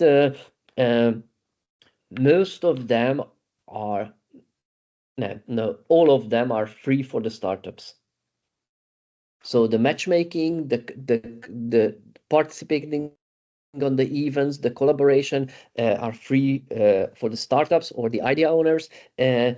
Of course, for the next steps, if some special service needed, then it's a different word. But to collaborate and to take part in these communities is fully free for the startup participants. Yeah, these communities, we see that these communities offer some benefits. I have indicated here some, of course, getting advice and resources, having feedback from the other companies, additional brand exposure. Yeah, it's in many times it's important, the support from the crowd, so companies can gather from fully different sectors, and they can still add new perspectives for the individual projects and development. Of course, it's important to enhance team culture and attracting clients, talents, investors. So over these communities, there are some other support structures. They are, I have listed here some, and highlighted the main objective and the service offer. We are running idea incubator and accelerator, but here and have some offsite startup program, and we are acting as a business center. Yeah, but many other way of supporting methods are given, like the co-working, the Fab Lab, which is really well operating in Hungary, or the early stage business center, which is not so well developed. The most important element here is to follow the opportunities, or to consider the opportunities what the different supporting scheme give. So it is different for an accelerator. It's of course different for a Fab Lab or a co-working place. You can see here, for example, that co-working is really nice for hosting, while Fab Lab is for project maturity and technical means. So we always consider this when we promote and offer these services. What we see as the key area of support is the technical development, the strategic planning, market analysis, product design, funding, different funding schemes and financial advisory, regulatory advisory, marketing and branding, networking and talent acquisition. These are the most common services what we offer for our startup and SME community. And I told you that we are running 2 accelerators. We consider it as a supportive tool, but only in the case if we follow some kind of rules to develop and operate. When we start an acceleration, we always make a kind of program proposal, and always answer to the following question: why now? What is the growth model? What success look like? And what resources require? So we see that a successful acceleration program can only be made if these answers are properly and fully, if these questions are fully answered in advance, and the program is fitted to these answers. Yeah, the accelerators are different one by one. Two biggest group is the thematic accelerator and the multidisciplinary accelerator. I have listed here 5 characteristics which is really different between them. Of course, the thematic accelerator is focusing on specific industries, while the multidisciplinary is a diverse field of innovation.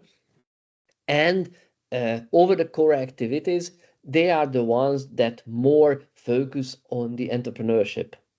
So running and developing the business, not the product and the service on its individually, but the whole business. So they are more business oriented. Of course, there is difference in the mentorship and in the resources and the skills that can be acquisited. The investment, so in the thematic accelerators, targeted investment, which are really sector specific, while in the multidisciplinary acceleration, various business models can be followed, sometimes with unconventional solutions. And on the networking side, for the thematic accelerators, more potential customers and partners are given, while at the multidisciplinary, the cross-field networking from different areas is more common. Of course, we call it. So we follow the approach that says that you need a program MVP. So this MVP is a kind of it can be a landing page or kind of information sharing platform, a clear offering, an operation phase, and a communication channel. And what is really important is the client journey. So we always start the programs, or at least try, with clear client journey. I have indicated here some examples what we follow. The first two, so the upper two are client journey of our EDIC, Digital Tech EDIC operation, mostly for startup companies, and it goes through step by step all the way from the starting point to the end declaration of the companies. We feel that these client journey definition is really a success factor of the operation of the program. And what I have indicated down here, they are the two platforms what we use for running the programs. The one is Teamwork, which is a project management platform. So we can manage here, we can get together here and communicate with the members or the participants of the different project. And the other one is more a special one. This is the HubSpot what we use. So it's more a CRM, and it offers us to follow the individual projects, the individual consultancies, the individual projects. So we have tried with many Excel sheets and many different solutions, but having a quite high number of customers now, we see that the only way is have some structured digital information background. But frankly speaking, they are quite heavy in money. So these solutions are quite expensive. That's why you have to carefully select the ones that you would like to use. And the third success factor of the acceleration is the partnership development and growth loops. We always start with business support organizations, incubators, chambers, and different business support organizations, and we strategically connect to them, and they feel immediately that they are acting as a core partner, and they are open to mobilize their own network. So that's really important for us to reach a high enough network for the acceleration program. And of course, we always plan to scale, introduce new program tires and goes. Yeah, it differs from program to program, but the credit differentiation, if there are any credit, then it can be useful. And of course, always have to expand the startup related user-generated content. They are really happy with the case studies, specific templates, specific supporting schemes. So we try to always include them in the acceleration programs. And yeah, it's a really crazy slide, but just to highlight something that we have some learnings. You can check it. Of course, I will share with you the presentation and you can check it. So we see that clear objectives and structure is a must, together with a transparent and well-defined selection process, diverse mentorship,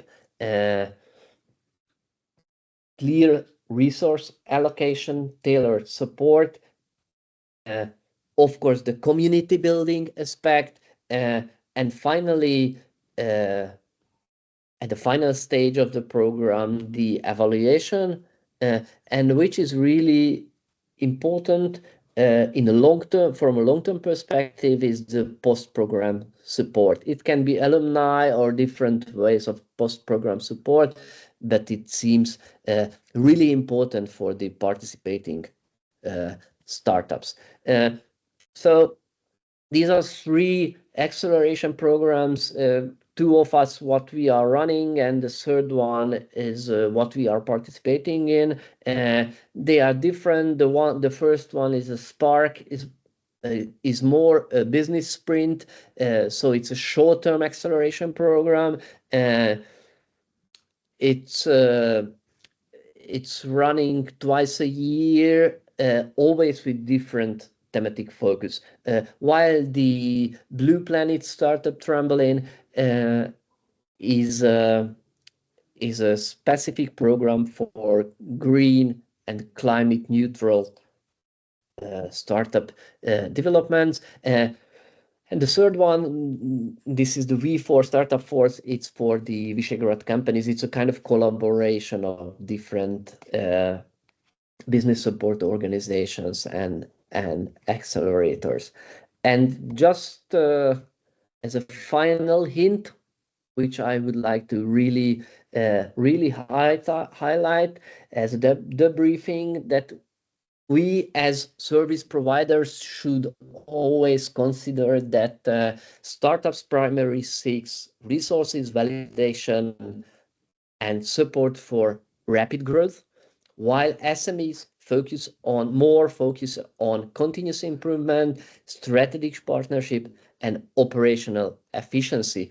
So we can clearly define the right services or right supporting services for startups and SMEs. So startups more go for funding and investment, validation, mentorship, networking, prototyping, market entry, and always want agile and flexible solutions.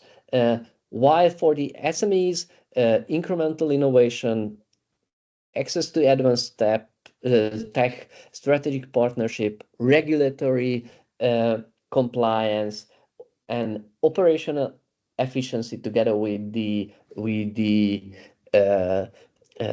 skill development of the employees seems to be the most important service needs.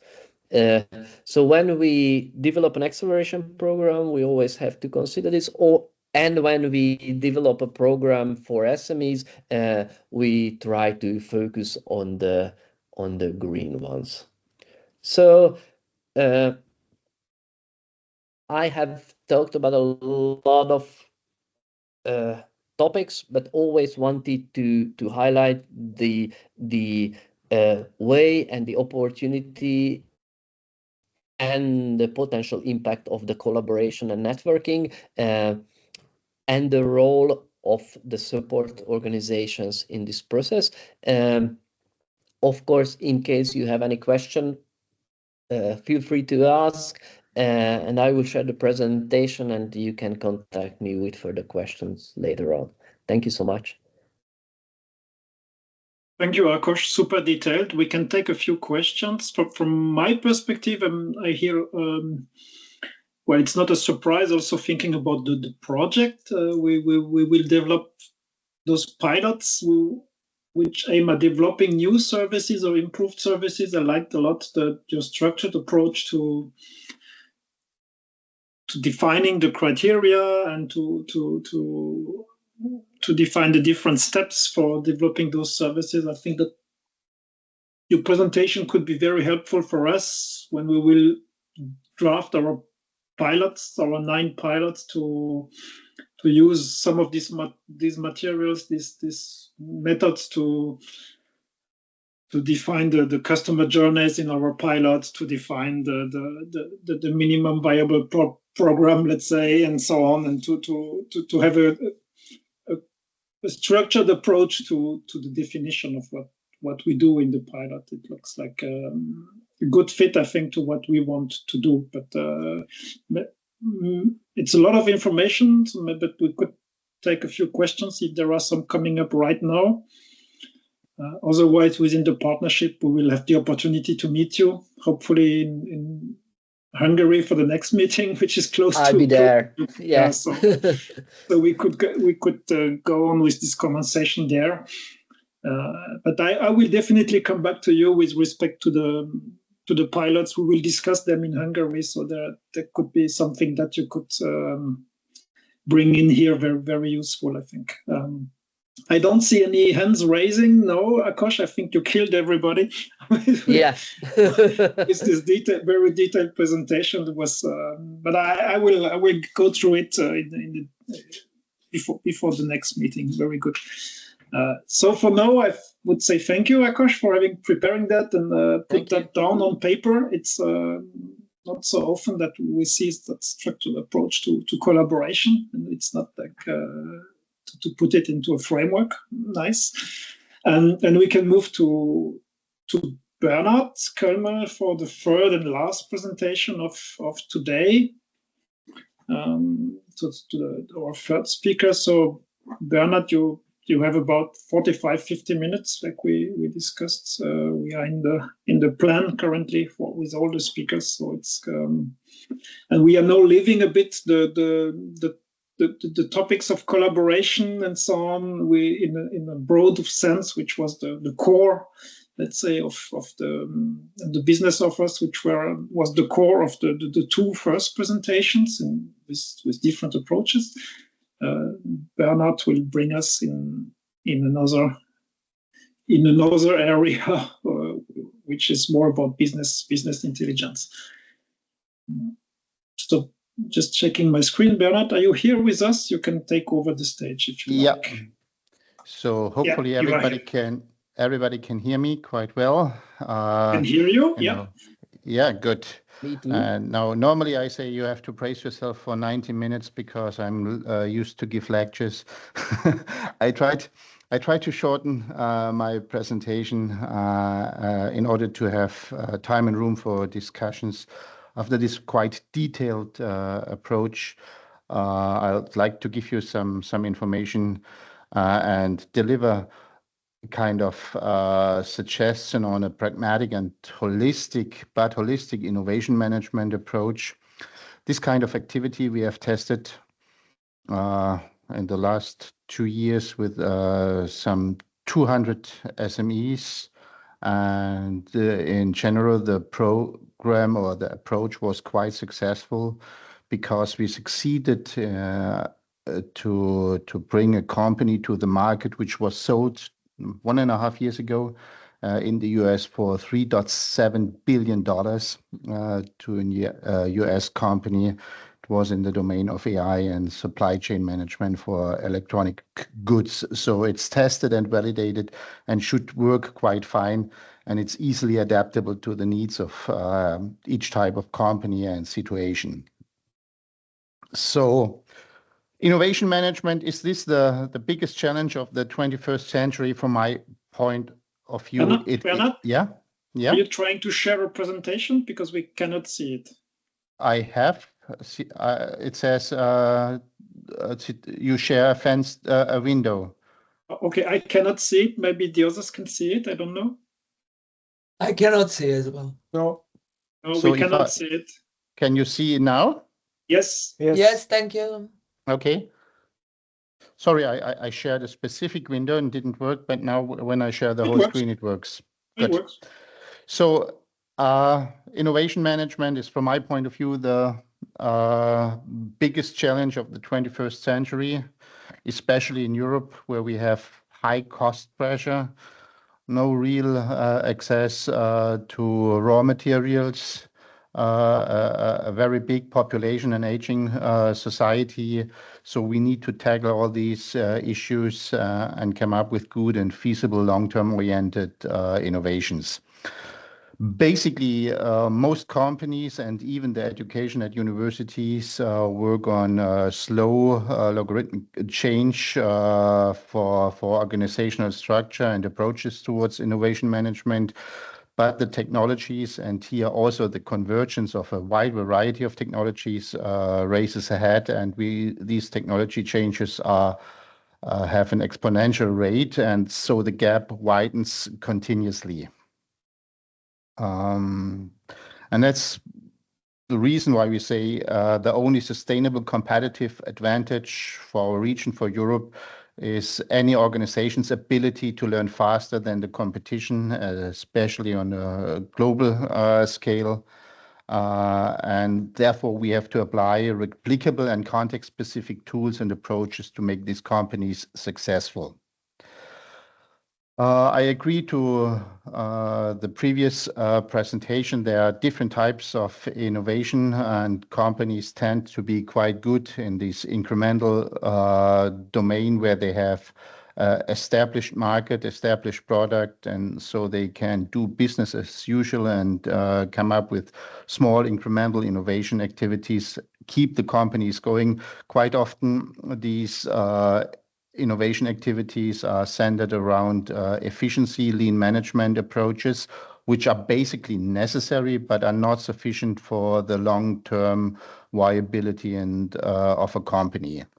Therefore, we suggest that a kind of holistic innovation management approach needs to be tackled, where either a new product or a new market is tackled, and in the, let's say, culmination, there's a diversification in both domains. So holistic innovation management is complicated, and I tried to find one of the most complicated illustrations with quite a lot of work to be done.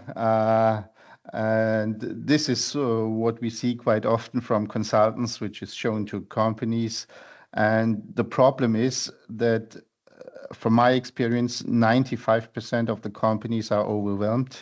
And even when they are asked to produce a kind of roadmap, it's done. I'm in contact with a lot of companies in our region, even some very big companies, and I would say not even the very big one have well-established roadmaps.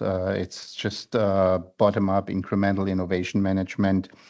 So all these topics and content might be fine, but it must be streamlined so that it fits startups or growing companies from the SME domain, which make up more than 70% of all employees and more than 95% of all companies all over Europe.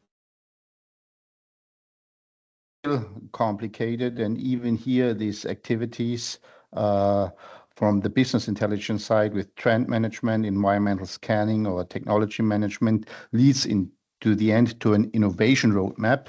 Yeah, and just after that, the companies can start with innovation.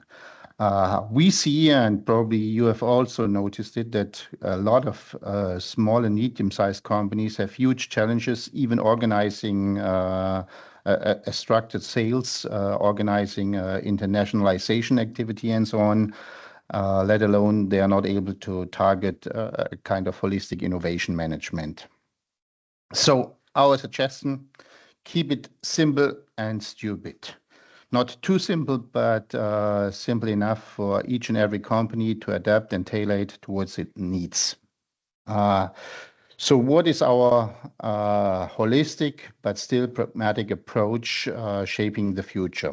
First of all, they need to design and decide and get a business intelligence input, what is possible in the future.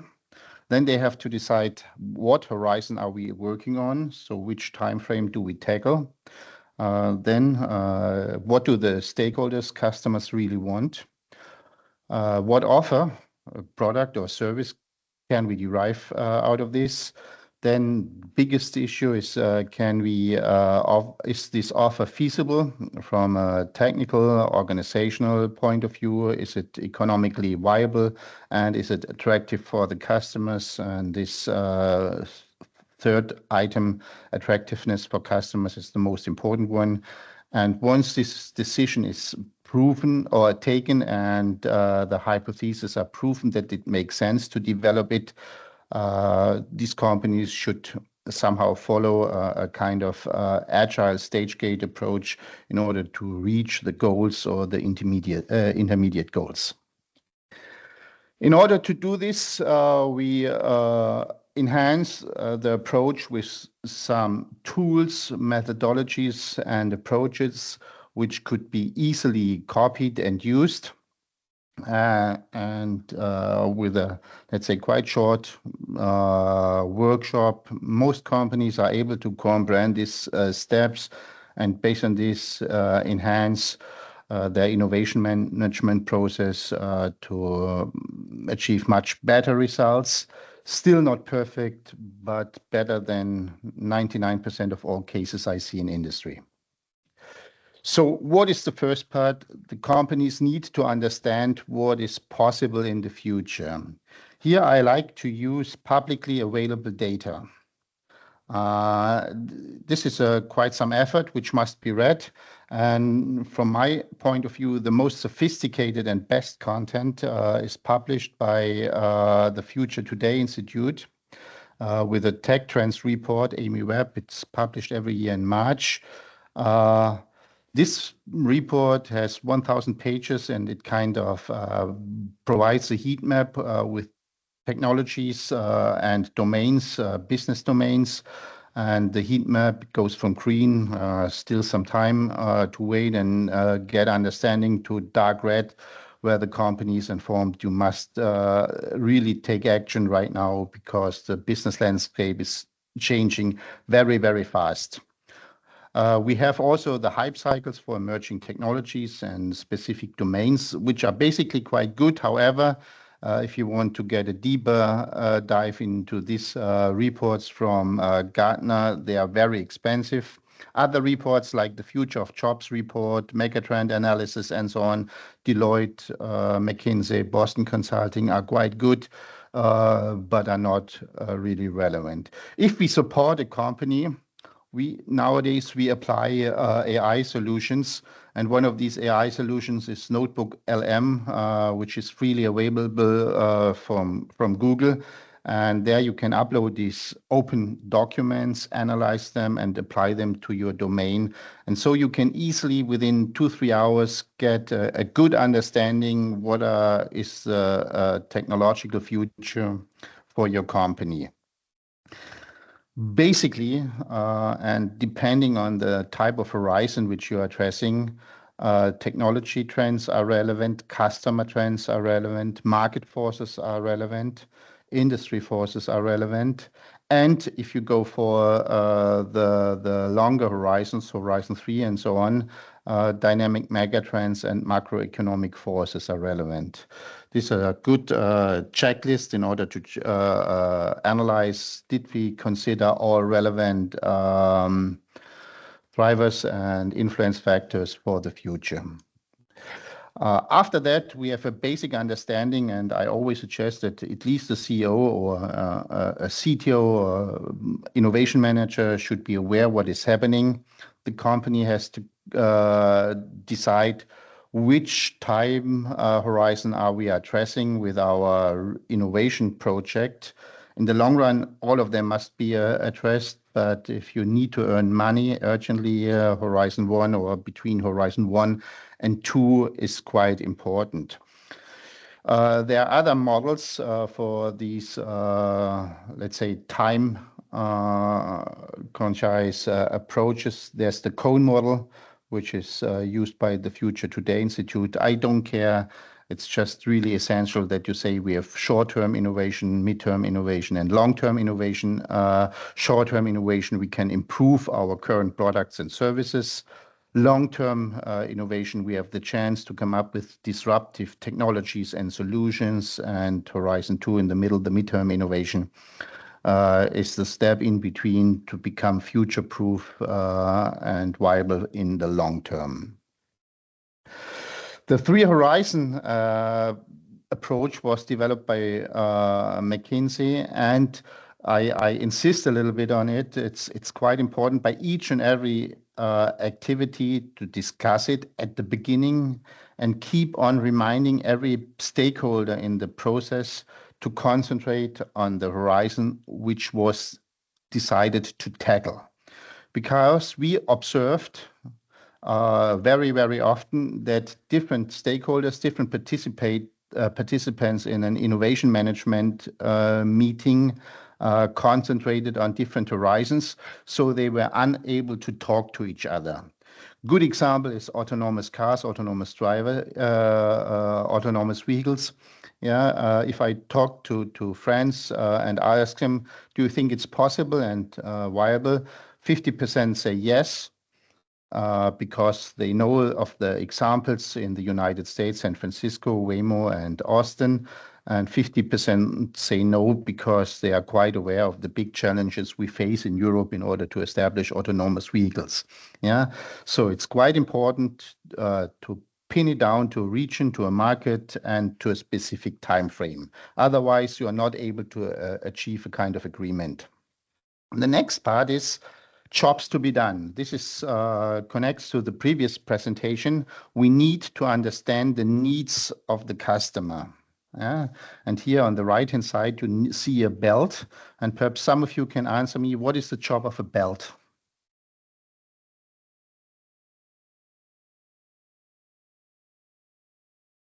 Keep the trousers in place. Yeah, this is the functional job. But it could also help you to look nice, yeah, to look fashionable, or you can show that you're rich. If you own something like a Dolce & Gabbana belt, and you can show this belt. If you look at the European car industry, Nobody would ever buy a Ferrari or a Porsche or a Mercedes or so in order to get from point A to point B. They buy support for emotional aspects, like fun of driving. You know, if you remember the old slogan of BMW, or a kind of status symbol. I own a Porsche, I own a Ferrari, and I can show it to everybody. Yeah, and so 99% of all business decisions are not taken on the functionality, but on the social or emotional aspects of a job to be done. This is quite important because based on this, you can identify the real needs. And this goes then along with the customer journey, and that most of the cases not really just a technological gadget or technological functionality is driving the purchasing decision, but the completion of a meaningful service and job. Sorry, my phone is ringing in the background. I have to stop it. So now I'm back. This has to be supported afterwards with a kind of approach which is called testing business ideas. This is derived from the activities from Osterwalder. And here we try to identify the 3 dimensions which must be true. This is desirability, viability, and feasibility. These 3 dimensions must be supported with the identification of market assumptions, feasibility assumptions, and viability assumptions. This must be tested in this 8 on the right side, and then you can come up with a viable long-term business model which might be successful. How is this done? First of all, we need to understand the sweet spot and start with the desirability. We have to identify and learn, is there any customer who needs this kind of product or service? And is this customer willing to pay for it? Does it solve a problem and deliver a solution? Here you can see as a tool we use the value proposition canvas, also provided by Osterwalder. Do we have the approach to acquire new customers and keep them? And then we have a good start with the desirability and the need of the product. Please, again, this is closely related to the jobs to be done and very, very often not really only connected to the functionality, but to the emotional and social job to be completed. The second part we have is the feasibility. So can we do it? Do we have the technologies and the resources? Are we able to produce or to deliver the product or service? And do we have the right supply chain and partnership in order to provide and deliver the product or service? And the last dimension is the viability. This means what are the costs of the product or service? Do we have an acceptable revenue or pricing model in order to earn more than the service costs? And then we have a sustainable viability in the long term. And for an innovation to come true, we have to really acknowledge that only if all 3 dimensions are true, the innovation can be successful. If we don't have a customer who's interested in our product, forget it. If we can't build it, if it's not feasible, it doesn't make sense, at least not for our company organization. And if it's not viable, this means if we lose money with it, it doesn't make any sense at all. So only if all 3 dimensions are true, the innovation approach might be successful. Now, just one hint. If we tackle, for instance, desirability, and we have a startup versus an established company, for the startup, the acquisition of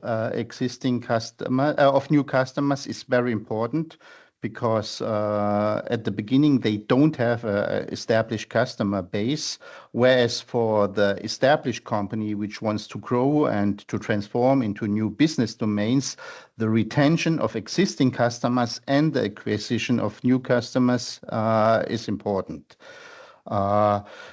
At the same time, for established companies, the partnerships are quite often already established, resources are available. So sometimes established companies can take a kind of shortcut, and so not all domains of the sweet spot need to be analyzed in great detail, but only those which are responsible for the success of the new project, product, also known as innovation. Here's the big picture where the desirability, customer needs and willingness to pay, the feasibility, can we do it, and the viability, does it make sense from a commercial economic point of view, is highlighted. And so these three dimensions are pictured or laid down into the business model canvas, which was developed by Osterwalder 16, 17 years ago. In order to establish the desirability, we should use the value proposition canvas on the right-hand side, because the value proposition canvas is made up out of the jobs to be done, right-hand, on the gains, how can we improve the life of the customer, and the pains, what makes it easier, what makes the life of the customer easier, and why they are going for it. I'd like to give you a good example. I stay quite often in the United States and tend to use Uber. I didn't like to use taxis because I was never sure, does the taxi arrive in time? How much does it cost? Is it able to deliver me to the destination in time? Is it too complicated? Is the taxi driver friendly? If you nowadays use an Uber app, yeah, you can be quite sure that the timing, the friendliness, the quality, and the cost is defined in advance, and you don't have any pains, and you don't need to fear that you have to pay too much, or that you are cheated at, or that you are molested, especially as a woman in the United States using a public taxi. Now the next part. You know, the worst thing to happen is, yeah, the boss says, yeah, I know our customers will use and will need this. Yeah, so the desirability hypothesis or assumption is defined by the boss. This is wrong. What we need to do is to establish a clear-cut strategy in order to identify assumptions which are made, and these assumptions have to be tested afterwards in order to verify that the desirability, feasibility, and viability is really there. This could be done in a workshop, for instance, with post-its, different colored post-its, one for the desirability, one for the feasibility, and one for the viability. Then these post-its have to be grouped into a dimensional structure. This means the assumption is important and we don't have any knowledge. If it's unimportant, we don't need to test it. And if we have the knowledge, we also don't need to test it. So we have to go only after assumption or hypothesis, which are unproven and which are important. So what are the steps? Do they want this? Are there customers which are interested in it? Who are the target customers for our solution? What problem do we solve? Jobs to be done. How do our customers solve the problems today? What can our customer, why can't our customer solve this problem, and so on. And based on this, we can come up with a big number of assumptions Then we should structure them. If we are able to prove with one assumption that our hypothesis is not true, we can kill the complete innovation idea or come up with other pivots and approaches. And then this should be done and repeated for the feasibility. Are we able to produce or deliver the product, and the viability? Does it make sense from a commercial point of view? And we could use post-its or any kind of stickies in different colors in order to structure it, then prioritize them, and then do a kind of assumption testing. It's like we have heard in the previous presentation, this could be fake sale, this could be a concierge model, this could be a shop where the product is already delivered. There are hundreds of different hypothesis testing methodologies. Most of them are easy to use, and there's a big number of books which provide details how these assumption testing could be executed. This information, the assumption has to note it down in the test card. And out of the test card, we can create the learning card. And with the learning card, we can fill the information if the assumption of the various fields of the business model canvas or the value proposition canvas are there. So what is the approach? Starting with assumptions from the different domains, so viability, feasibility, desirability, we try to prioritize the assumptions. Start with the easy ones, with the test cards, then execute the ones which are fast and easy to implement. If more details are needed, we try to get more details to more tests. This can then lead to the MVP. And finally, we have the learning card, and based on the learning card, we can decide we go for the product or service, or we kill it. This approach is iterated as long as we are achieved the goal of a product or a service which we can offer in the future, or till we are able to kill it and say it doesn't make sense because one of the 3 dimensions cannot be achieved, and if one of these 3 dimensions cannot be achieved, the innovation doesn't make sense. Yeah. So if we have an idea, an MVP, we come up with assumptions. Try to learn based on experiments if the assumptions are true. If all of them are true, we can go to the market. If not, we have to start again with a kind of ideation business prototype and assess if it might be better, and then go through follow these 8 approach quite some time again until we achieve the point of decision. Experiments become too expensive, we kill it. We are not able to verify at least the most important assumptions, or we are quite sure this kind of innovation project might be very successful and we will be able to promote it and with likely success in the market.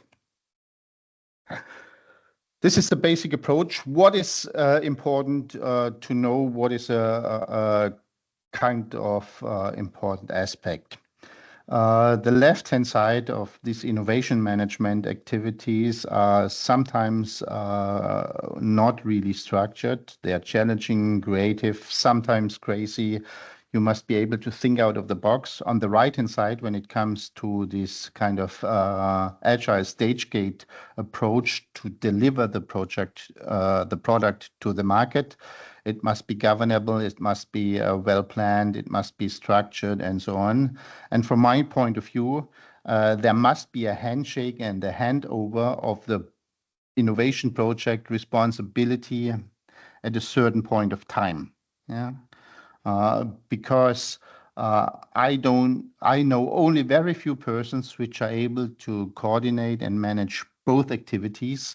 And out of our experience, this is the biggest challenge in a lot of companies, because the persons which initiated the innovation project are not able to deliver the results, and business persons which are normally responsible for the process-oriented business activities are not really innovative beyond incremental changes and improvements. So I always try to advocate for this handshake and handover and employ a wide variety of personality types among collaboration in order to achieve a pretty good outcome. The implementation of innovation, we try to advocate for a stage gate system because this helps us to measure KPI and pass through gates in order to say, yes, we have enough information for the desirability, viability, feasibility. We have achieved a kind of MVP. We have gathered the customer feedback and so on. Still within these phases of the stage gate system, it could be agile, or quite often it should be agile. And as already mentioned in these previous sessions, open innovation, collaboration among stakeholders increases the rate of success a lot. From our point of view, the drivers of innovation are technology, supply and demand pool models. So thank you very much. I would have quite some slides in the background. However, I prefer, and I think it's much better since you have now 2 hours and 50 minutes of discussion and presentations, that we have a short period of our time in order to discuss the various presentations, and I can give you some answers of what and how we do it. Thanks a lot. Thank you, Bernhard. You're right. When we were planning 3 hours training session, we were thinking, oh, it's a lot, but we have a lot of topics to cover also. So it was the compromise. I hope it will work for everybody.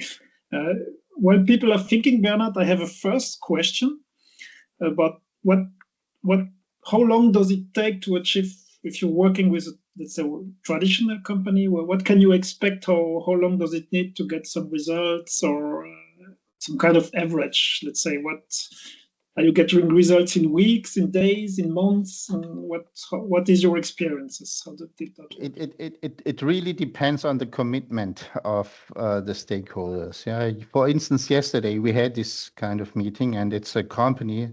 This is a company which produced the IKEA catalog. Yeah, worldwide scale, 27 languages all over the world. And last year, IKEA decided not to publish the catalog anymore, but to go fully online only. Yeah, so out of a sudden, the company lost 40% of turnover. And now they have excellent experts, and this company needs to transform their business into completely new domains. Otherwise, they need to, let's say, reduce the company size by 50% in order to be successful. With this kind of company, we are able to do this within a week. Yeah, because they are really committed. They know if they fail, they have to change very, very fast.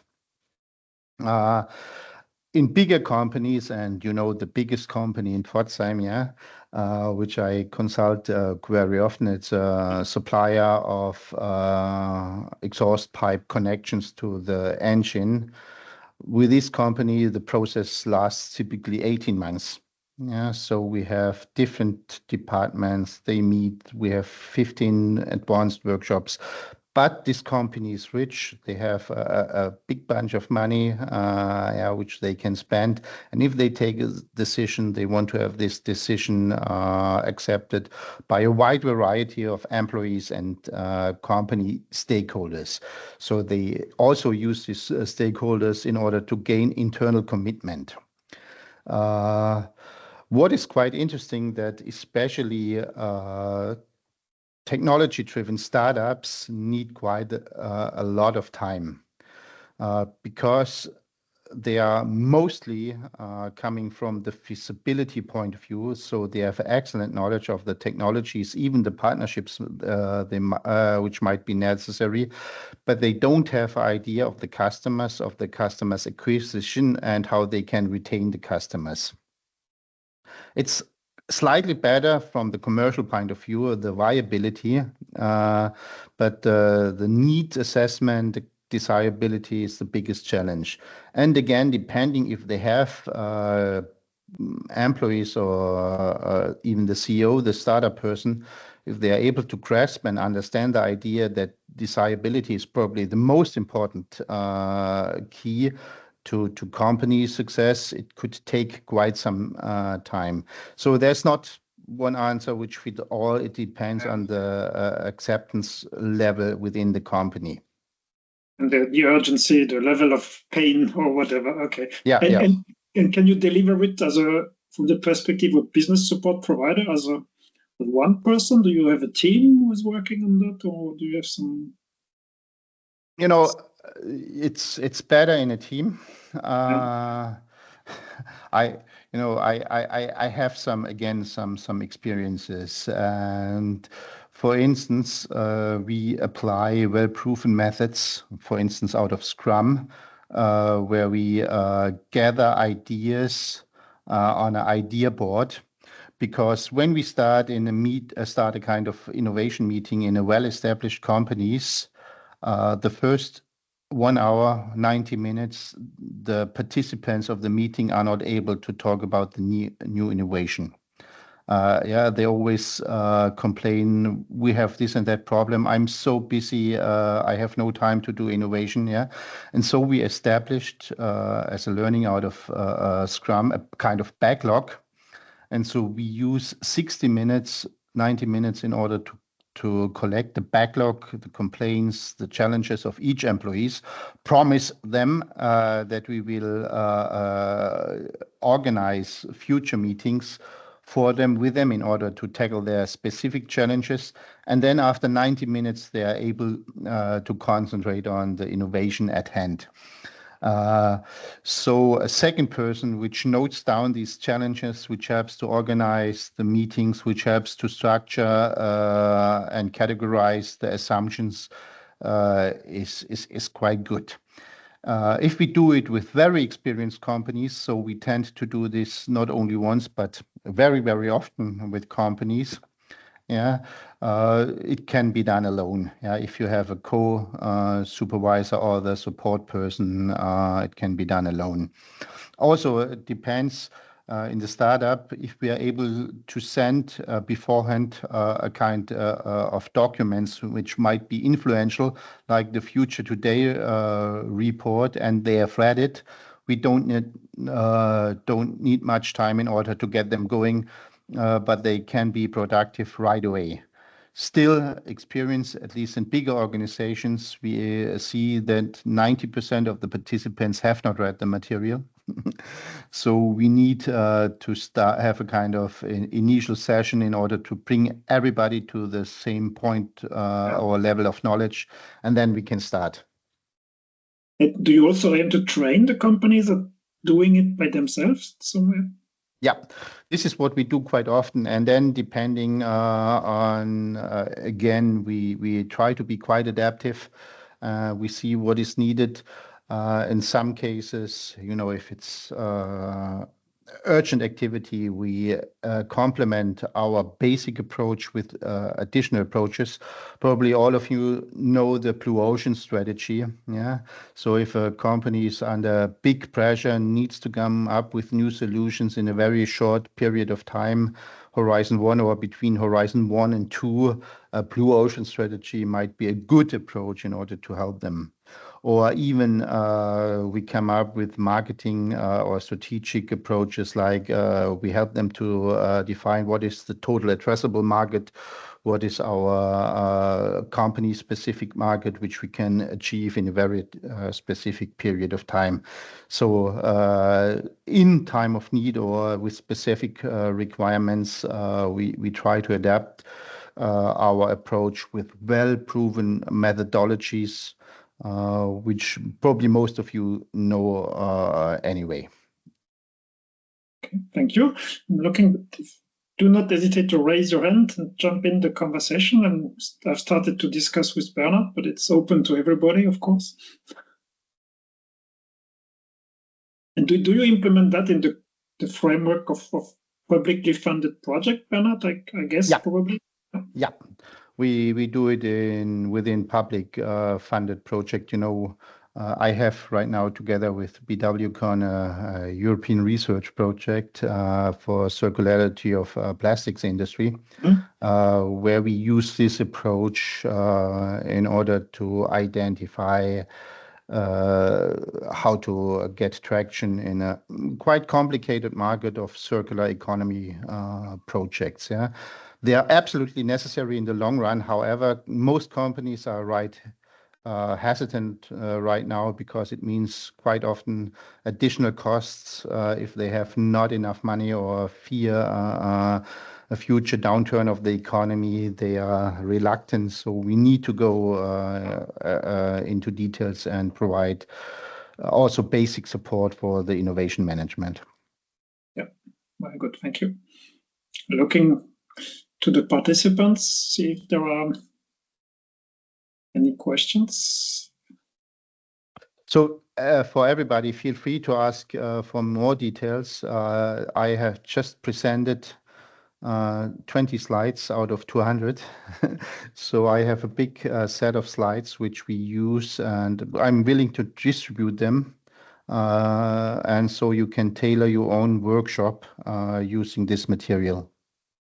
This is one thing we could also think. We will discuss that we have a next meeting in 3 or 4 weeks in Hungary. When looking at our pilots, that could be a methodology we could test, for instance. But it's only one among different ideas. But in this case, I liked or I found, interestingly for us, also in the project, it's not only addressing startups, but it's addressing traditional SMEs, which is, we learned also from Akash that the needs and are different, and the ways to the services are different. So it's also, and in our regions, in our project regions, even if we discuss about startups and accelerators, like in most of the regions, probably our business support providers locally, they need to address the traditional companies to help them tackle the transformation, definitely. Do we have questions for Bernard? Yes, Sandra. Yeah, hello to all of you. Sorry, my camera doesn't work. I don't know why, but that is clear. Thank you for really great and interesting presentation. And I just have one question related to more details about your methodology. When you share your presentation with us, can you please share your contacts?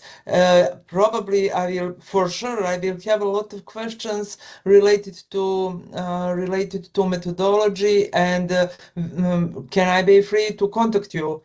Absolutely, no problem at all. You know, most of the content, I'm not brilliant enough to invent my own methodology. So we analyzed 50 different methodologies and tried to use the best parts of each and every methodology and adapt it towards our needs. We tested this methodology more than 200 times. And, you know, this is not the final methodology. And probably next week I see a new part which might be interesting. So I adapt it all the time. That is really nice. Yeah. Yeah, but this is how life is. Yeah, I never insist that I'm right or correct. I just can deliver you a kind of best practice. And feel free to contact me anytime. Yeah. I'll open to share everything with everybody and answer all the questions. Thanks a lot. I will for sure, especially in this part, also in this part which is related to circularity of plastics. And I have a lot of questions, and we are working a lot in field of circular economy as well.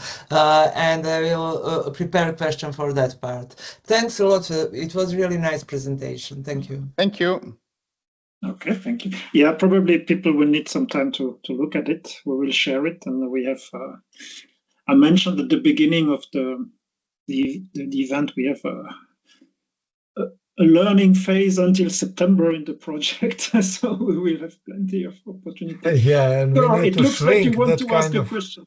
Yeah. We need to shrink that kind of presentation, because I don't know, when I learned first time about design, co-creation methodology and board of innovation, you mentioned as one of the sources of information.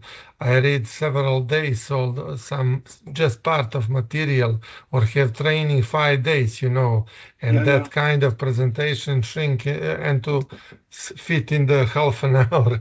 It's like, I don't know, we don't have time to write all the notes. Yeah, but it's of course, but it's also meant as an inspiration. And if we decide further in the pilot, then we can involve Bernard or other experts to deep. But it's clear, it doesn't work in half an hour. Even in 3 hours, probably it would not be. You know, we need to go into doing the things, trying the methodology at some point. You know, for just one mention, and we can even do it as a further workshop. I'm working at the university, and I have quite a lot of students. And now I ask them to come up with AI support for innovation management. And so they have analyzed 25 different tools. And they should put emphasis on the tools which are free of cost in order to support innovation management. This is not perfect yet, but a lot of work could be done or supported in this domain, even by AI.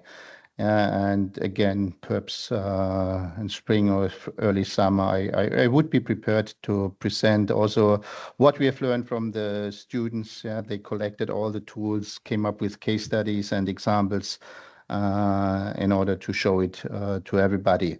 Not yet perfect, but interesting in support, at least in specific phases of the project. Well noted, Bernard. We can do that and include in the meeting. Okay, Dominic, thank you for being with us. Very nice to have you. Goodbye. Bye. And if I'm just looking if some questions are coming. Otherwise, we are getting close to the end of the meeting, I guess. Maybe too much information for one day, but a lot of good ideas, I think, for us and relevant to the project. So it will need some thinking on how we can use it in the project or outside of the project. Of course, everybody is welcome to contact the speakers. They all have mentioned readiness to collaborate, to answer questions. So it doesn't need to be connected formally to the project, but the core idea was to get some input to those topics, which are complex topics and wide topics, and to collect potential input for potential learning for our pilots. Let's say, how can we all better provide innovation support to the companies? And we have heard from different ways to do that, different approaches, and all can be useful, of course. So let's see how we can implement them in our activities. But that's only the first of our 13 training sessions, so we will get a lot more. Of course, it's also materials for the coming years. That the project will end, but the innovation support will go on. So it's not. It's only a starting point in our capacity building program. So thank you very much again to the speakers. Dominic just left us. Akos and Bernard are still with us for preparing the materials. I enjoyed it a lot. I thought 3 hours was a bit long, but I didn't get bored, even though, so it was really great. Still learned a lot. And so this is a very good point, very good presentation. Thank you. And thank you also to all the partners for joining this meeting. I think we have a good attendance from the partnership, which is very nice to see